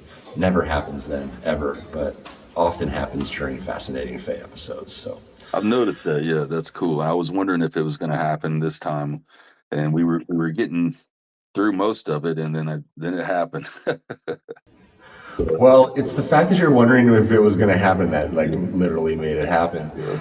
And going back to this idea that the Fae are us, wouldn't it just totally track that it would happen right when we're talking too, because it's kind of all part and parcel of it? I wonder sometimes if that is the very mechanism by which the show gains its magical powers. Is it's just a couple of people activating what is latent and already there. The show doesn't really do anything. It's just the act of getting into it that kind of shakes it out of the tree, Where energy, where how's the saying goes, where attention flows, energy goes. So.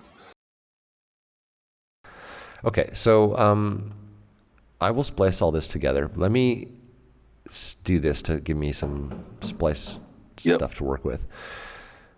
I want to say, Jonathan, again, thank you for the time you've spent here tonight and for the really great memory you've got of these events and the way that you're able to kind of string multiple events over long periods of time together into an extremely fascinating narrative. Individual events are cool, but when people have longer sustained contacts like this, I think there's more information to be gleaned by analyzing and discussing these occurrences. So I'm deeply grateful for the opportunity to to get a chance to pick away at something like this with my curious mind. Let's kind of move away from all things craft and dental related and just talk about this banshee for a quick second.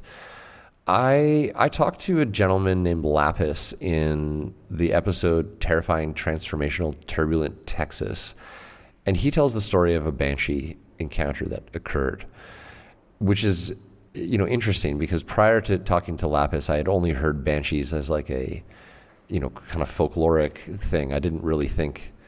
I mean, it's funny how much my mind has expanded since starting the show, but even back when I first started the show, there's certain things I didn't include in the lexicon of Fae, but banshees certainly actually fit the bill. When you were telling me the banshee story, I got extremely lit with goosebumps. It sounds like you were on your deathbed, or getting that kiss of death from the banshee is often described in the historical recounts of banshees. There used to, depending on who you ask, some people believe that banshees were a type of fae that was associated with a noble class in Ireland, UK, kind of prehistory, and that certain nobility families or noble families of nobility, I mean to say, it's the correct way to say it, had a family banshee that would sort of herald the forthcoming death of members of that bloodline, and that specifically these noble houses were the ones that possessed banshees. And then when you look into it more, you realize that banshee is more of a universal archetype potentially associated with forthcoming death. So you were saying that your partner actually witnessed this. I want to make sure I've got the story recalled correctly, because we've covered so much ground. Can you just kind of briefly go back to that so I can ask a few questions that I wanted to ask about it? Sure, absolutely. He had a dream, and not to get off on a tangent here. Max is real sensitive to like ghosts and things of that nature. He used to see them when he was a kid, uh, and it scares him though. He doesn't like to talk about it. Uh, but he told me that he had a horrible nightmare, and that he saw this thing that was hovering over me, and it was about to kiss me, and he described her as like you would expect a banshee. One thing though, one detail I left out: she was holding a book to her chest of some kind, and she was wearing a black tattered type robes, if you will, just hair all a mess, really like like an old banshee. So It's fascinating that after he had the dream, he, implored you to stop drinking. I just find that really fascinating. And of course, not that long after, you had some negative outcomes from alcohol consumption, which is a risk for anybody who drinks a lot.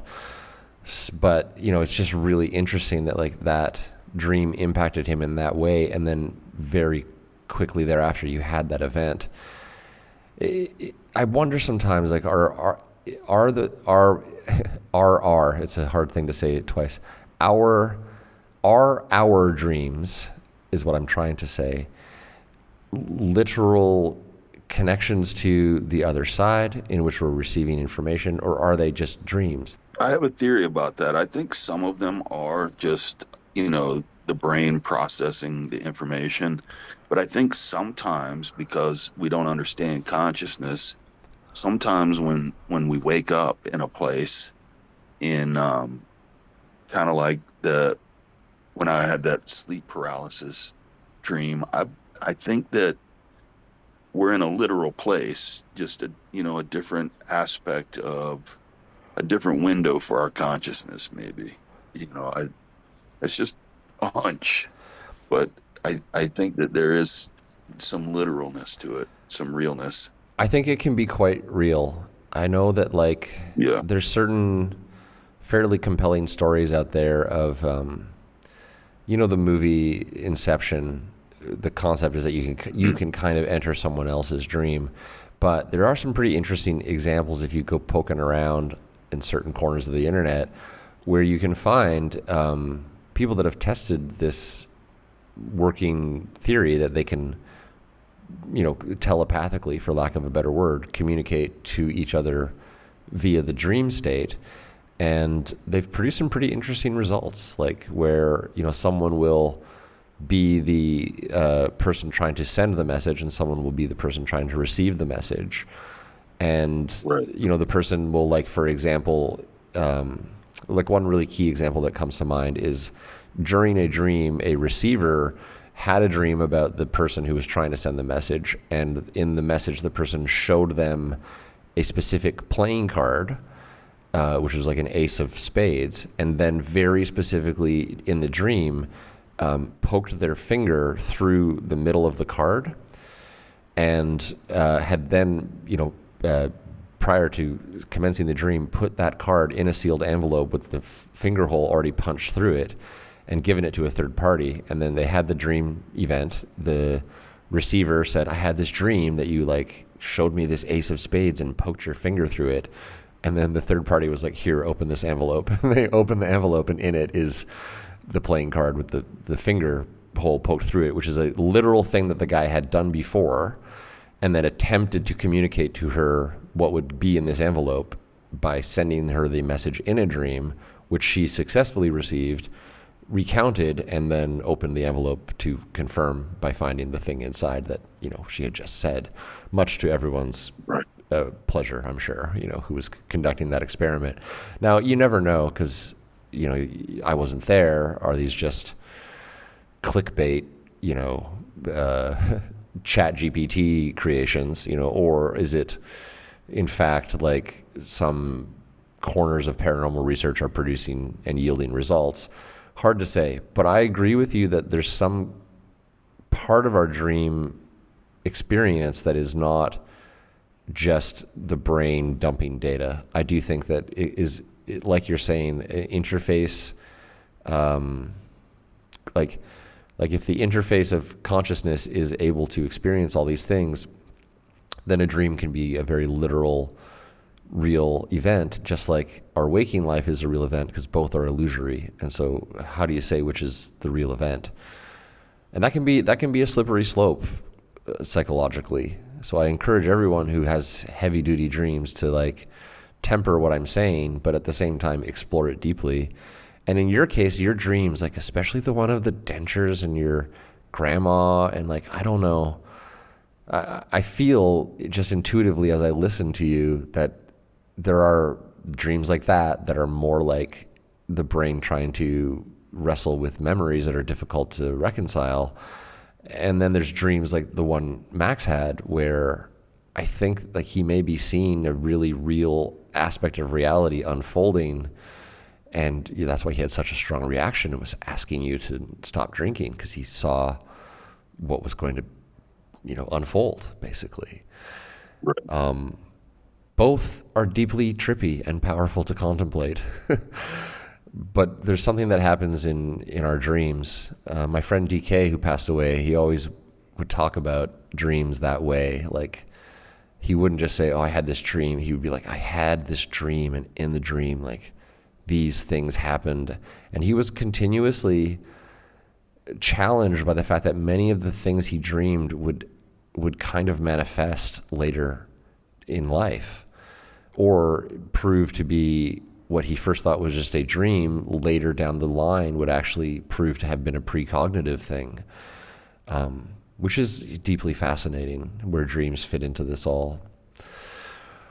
Well, I tell you what, Jonathan, I say this often to my guests, and I'll say it here again. I could talk with you all evening. No apologies. I'm having such a good time talking. But I try to keep my episodes in and around that 2-hour mark, for out of respect for yourself and out of respect for the audience listening primarily. Sure. Not for lack of, engagement or curiosity. So if it's cool with you, I'll start to wind down here tonight by asking you some of my favorite wrap-up questions.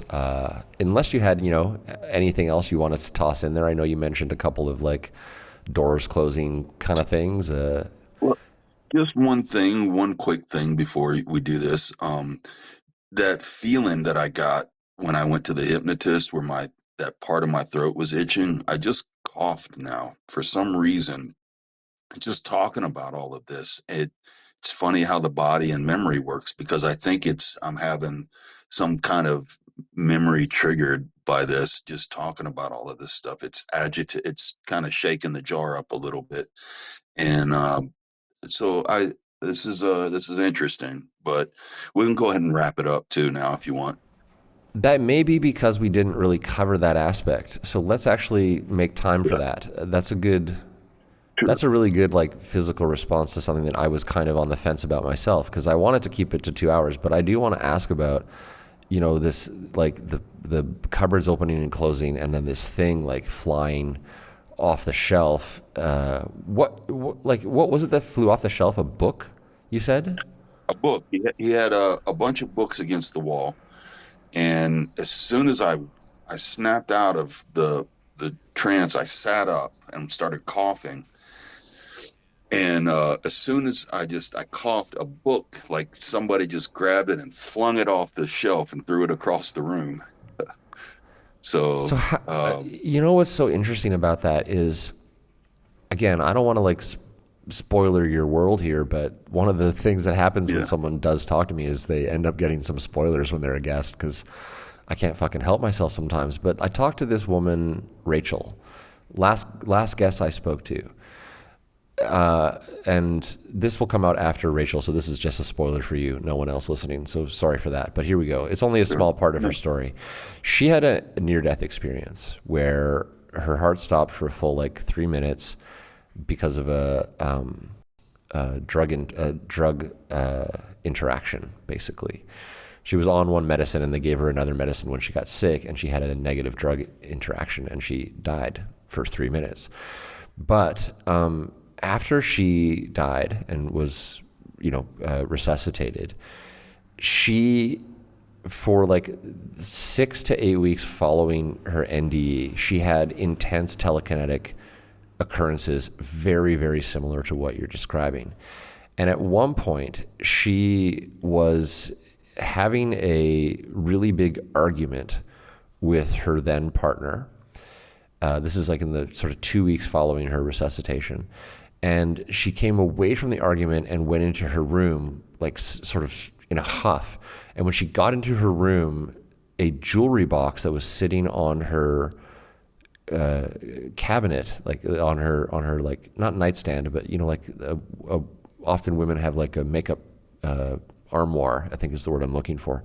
The jewelry box on her armoire just came sailing off, like clear line, 20 feet, hit the wall, burst jewelry everywhere. And she literally, in her own words, felt like that was me that did that. Like my energy that I was carrying from that fight when I walked into the room is like what blasted that thing off the wall. And it's so fascinating that, as you're having that like strange knife like go through your throat, and then this event happens in like, so one is in a hypnotic state, or quote unquote like a hypnotic memory or hypnagogic vision, as you put it. But then why then is the book responding in the real world?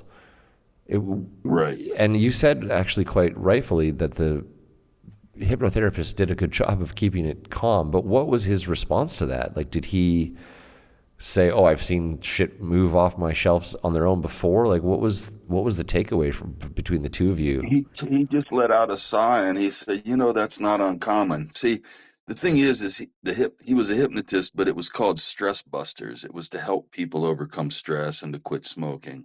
And he was kind of doing this sort of off label for me with this, but he agreed to do it. And he said he had seen this before, that when there's a release, he mentioned, just like you said, the body has memories, and when there's a release of energy, that sometimes that there's psychic phenomenon like that. So he didn't seem surprised. I think he mentioned that he had seen it before. So I mean, the fact that someone is not surprised by that is, for me, surprising. I will never fucking understand these people who can just accept this phenomena at face value. I'm sorry. It is too deeply fascinating to just pass off as like, oh yeah, well yeah, paranormal stuff is real. Ha ha ha, on with my day. Like, whoa, let's just stop Right. for a second here, everybody. We can move things with our minds. Like Faye can move things with their minds. This is what I mean. The skill set appears on closer examination to be shared. I think we're walking around packing the exact same weaponry as the Fae. I think the difference between us and them is that it's like the movie Carrie. Like, we only kind of realize it in our negative power that we can do Right. these things. But what if we could realize it in our positive power is kind of my question. I've I practice manifesting a lot, just as a trick. I'll try to keep, like, to flex that muscle, but I've tried to move things with my mind. I'll share that with you. It's kind of silly every now and then, but I've had plenty of dreams where I was telekinetic, and I'm always able to move things in my, when I have these lucid dreams, but never in my waking dream. I think this, where we're at here, is a little slower. It takes a little more energy to do stuff like that.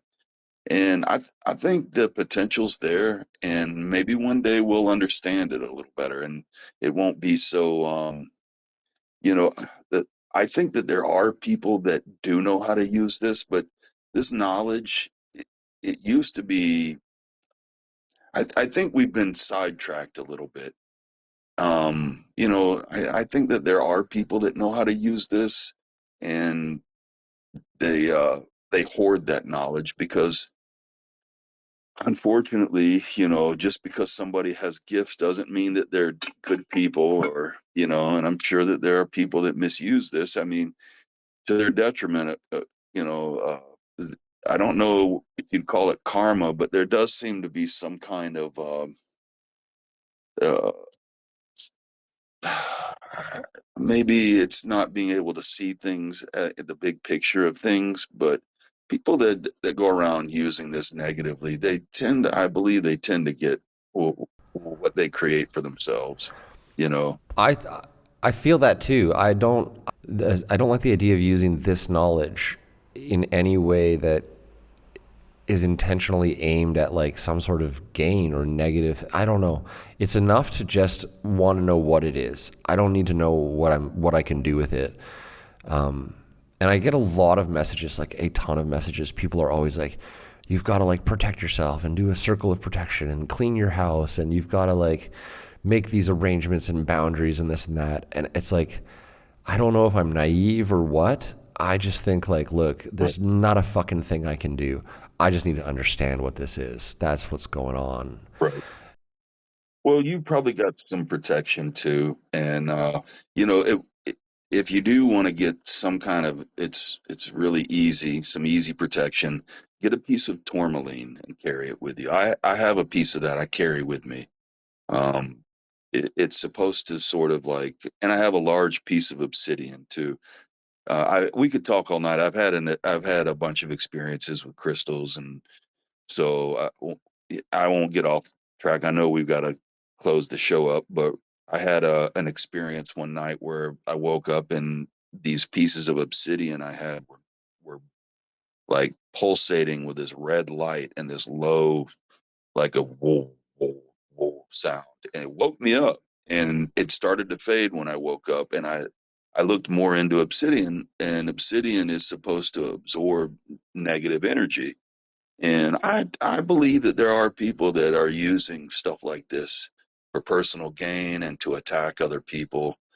Um, it doesn't hurt to have a little bit of little natural protection carried with you. So, that would be my suggestion. You don't have to think about it. It's sort of like a set it and forget it. You could just carry it with you. Well, I'm certainly going to look into this because I don't know if it's the nature of like season 2's programming, but many people have recently been talking to me about protecting myself, which is fair. Yeah. And I welcome those, concerns from you, from the audience, and from others. Honestly, like just maybe as a transitional thing here, I'll say this, which is like as I listen to you, the kind of okay, so the show in and of itself is super out there. So therefore, there's no real limits on getting out there with your thinking. Sometimes I like to let my thinking just really get out there, because sometimes that's where it needs to go. Right. What if, this is just a hypothetical here, but what if people like yourself and others who are coming on the show, and, for all those others that aren't brave enough to come on the show, but the stuff is still happening too. I often wonder two things. Number one, how many? Is it 10,000 of us? Is it 1,000 of us? How many? And if it's a limited number, which is what I actually think, is it because we are, basically for lack of a better hypothesis, have we been identified as possessing biology, possessing whatever, wiring, however you want to term it, that makes us A, capable of perceiving and interacting, B, produces some sort of desired outcome for the other side's agenda, and therefore is that why there is these sequences of events? Like is your telekinetic power and your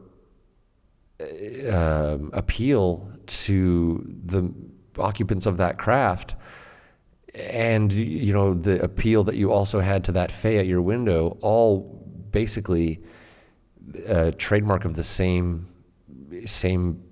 makeup of yourself? Like, is it about you as much as anything? And I really do think that there's a lot to that. My mom was adopted. Okay, so I don't know her, but I did a 23andMe, and I've got a lot of Celtic DNA from like northern England and Wales area, like about 89%. And there's a lot of the Tuatha De Danann. There's a lot of talks about the Fae marrying humans and having children, and I think that there's a line of people throughout the world that have certain DNA markers. I know it isn't sound science and genetics, but somehow I think that there are people that have some Fae lineage, and they know who we are and they keep tabs on us, and they probably have other reasons for that too. We probably play a different role in this whole, reality creation thing. We have different uh, we have a different effect, different properties. So, but that's my theory. I can't prove it, and it's really out there, but I think it has something to do with that. Yeah. We are saying the exact same thing, and just about every hair on my body was standing up there as I listened to you talk.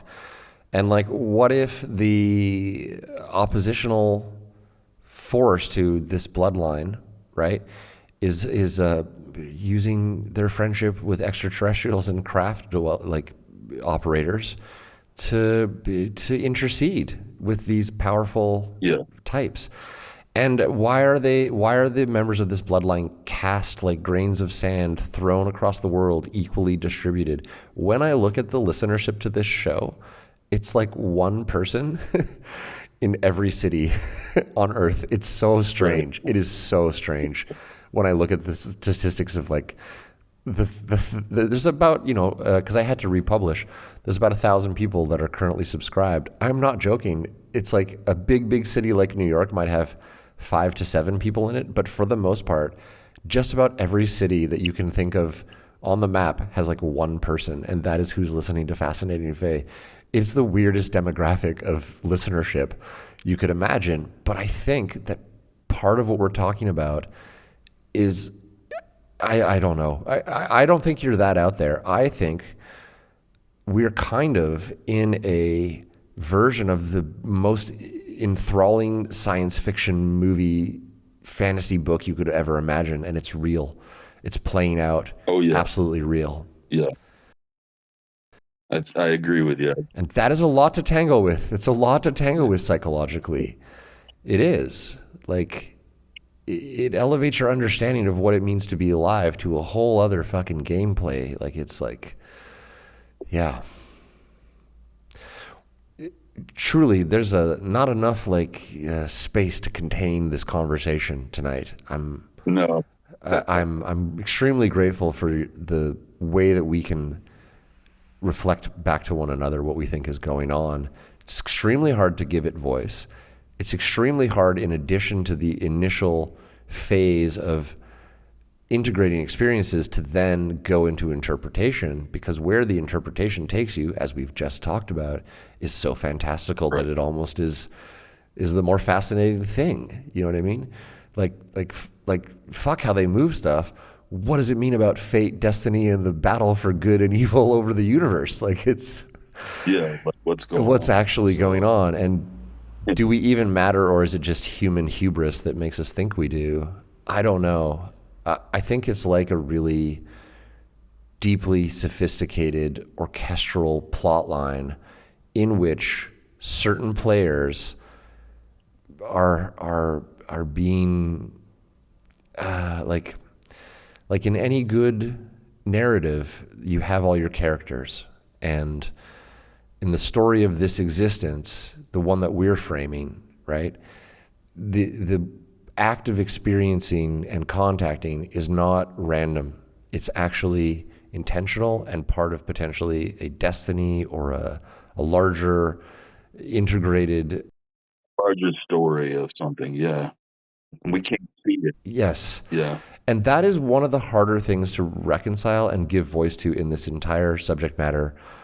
And you've done a really, really good job of helping us get there, totally enabled by your strong storytelling and the anchoring of like your clear communication and just everything you've brought to the table tonight. That's why we're able to talk like this. So again, I thank you, Jonathan. Really, really mean that. Yeah.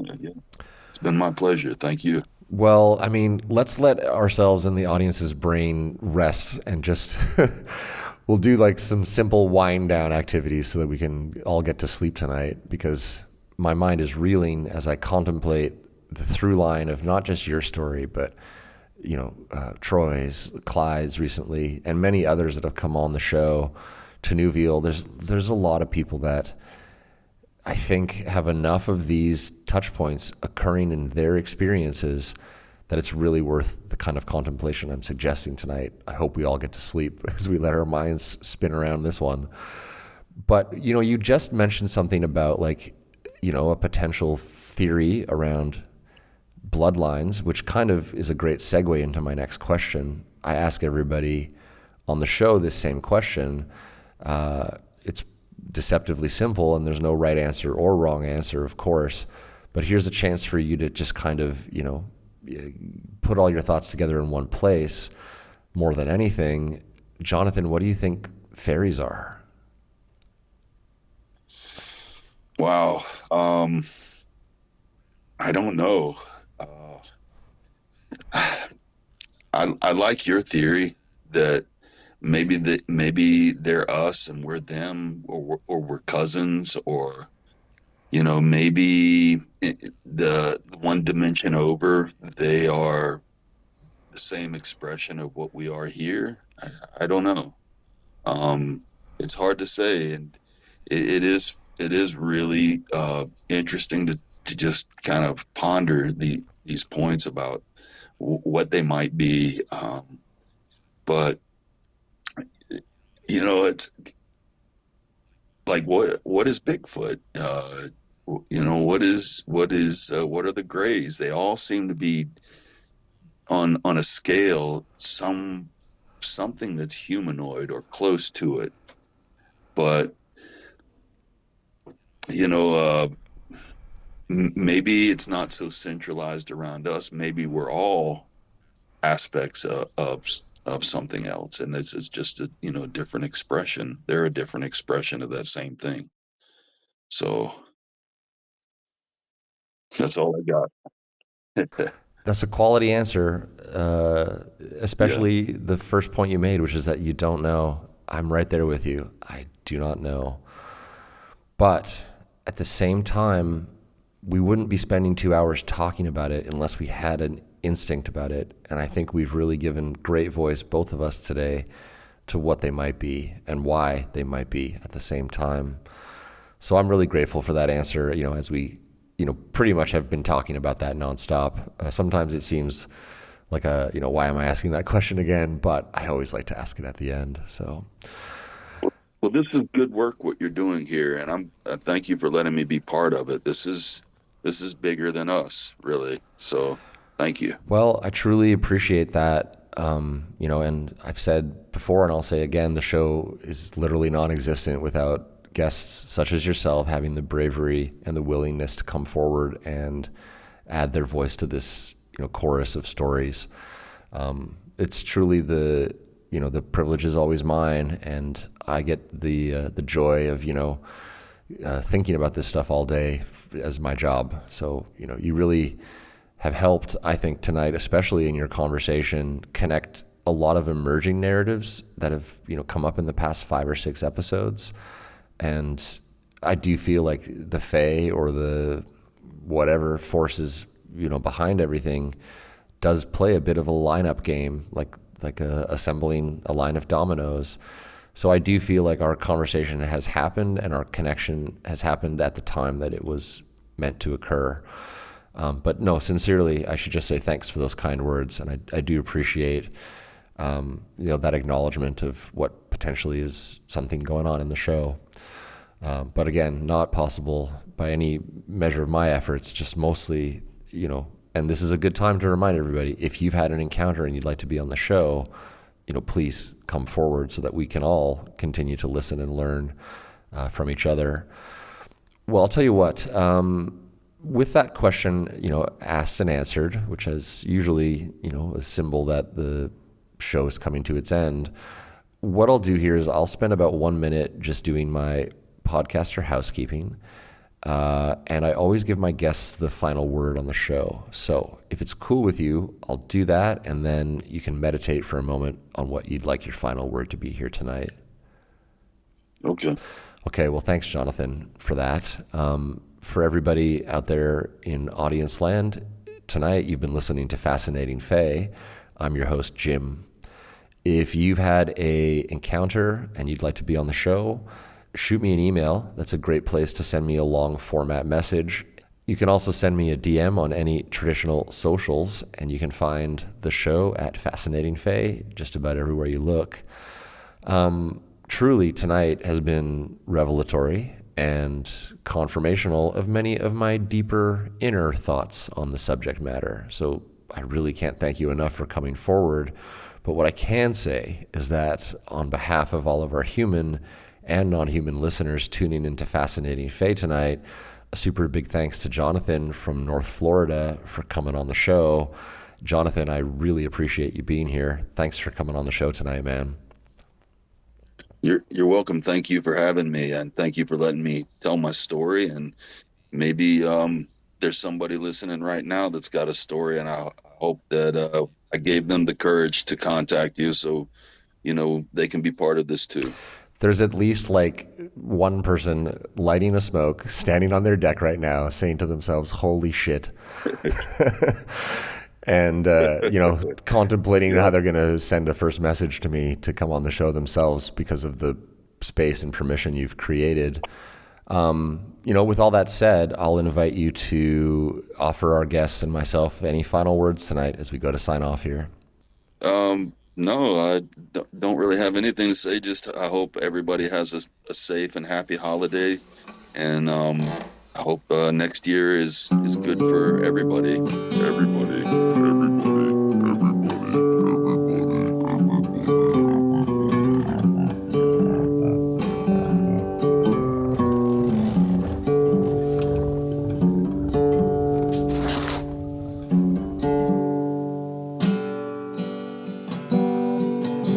After all the songs that I have sung, I stand bare to my bones and look up at the sun. And Grandfather, shine your rays on me. Take my prayers and guide me in the mystery. For so long I've been beating on this drum. Once again I'll write a requiem of love. To love life and surrender to the whole. I like the look in your eyes, 'cause they're the windows to your soul. Looking for light out of the dark. It starts with a single spark. Feed it some fuel and watch as it grows. Surrender to the ebb and flow. And in this life, while you're alive, fire all your arrows high. Shoot for the stars, let go where they land, and know that there's a master plan.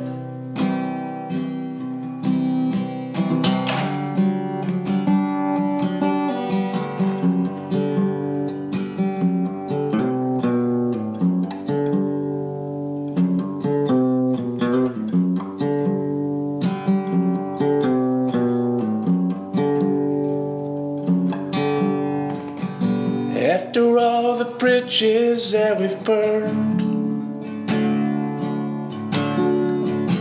we'll march on, but still know we haven't learned. Oh mother, how I feel your grief. Know that there's a fight for your relief, and gift us the strength to hold on strong. Even though the night gets darkest before the dawn, we'll shine lights to guide us to the other side. This cocoon will bloom into a butterfly, looking for light out of the dark. It starts with a single spark. Feed it some fuel and watch as it grows. Surrender to the great unknown. And in this life, while you're alive, fire all your arrows high. Shoot for the stars, let go where they land, and know that there's a master plan.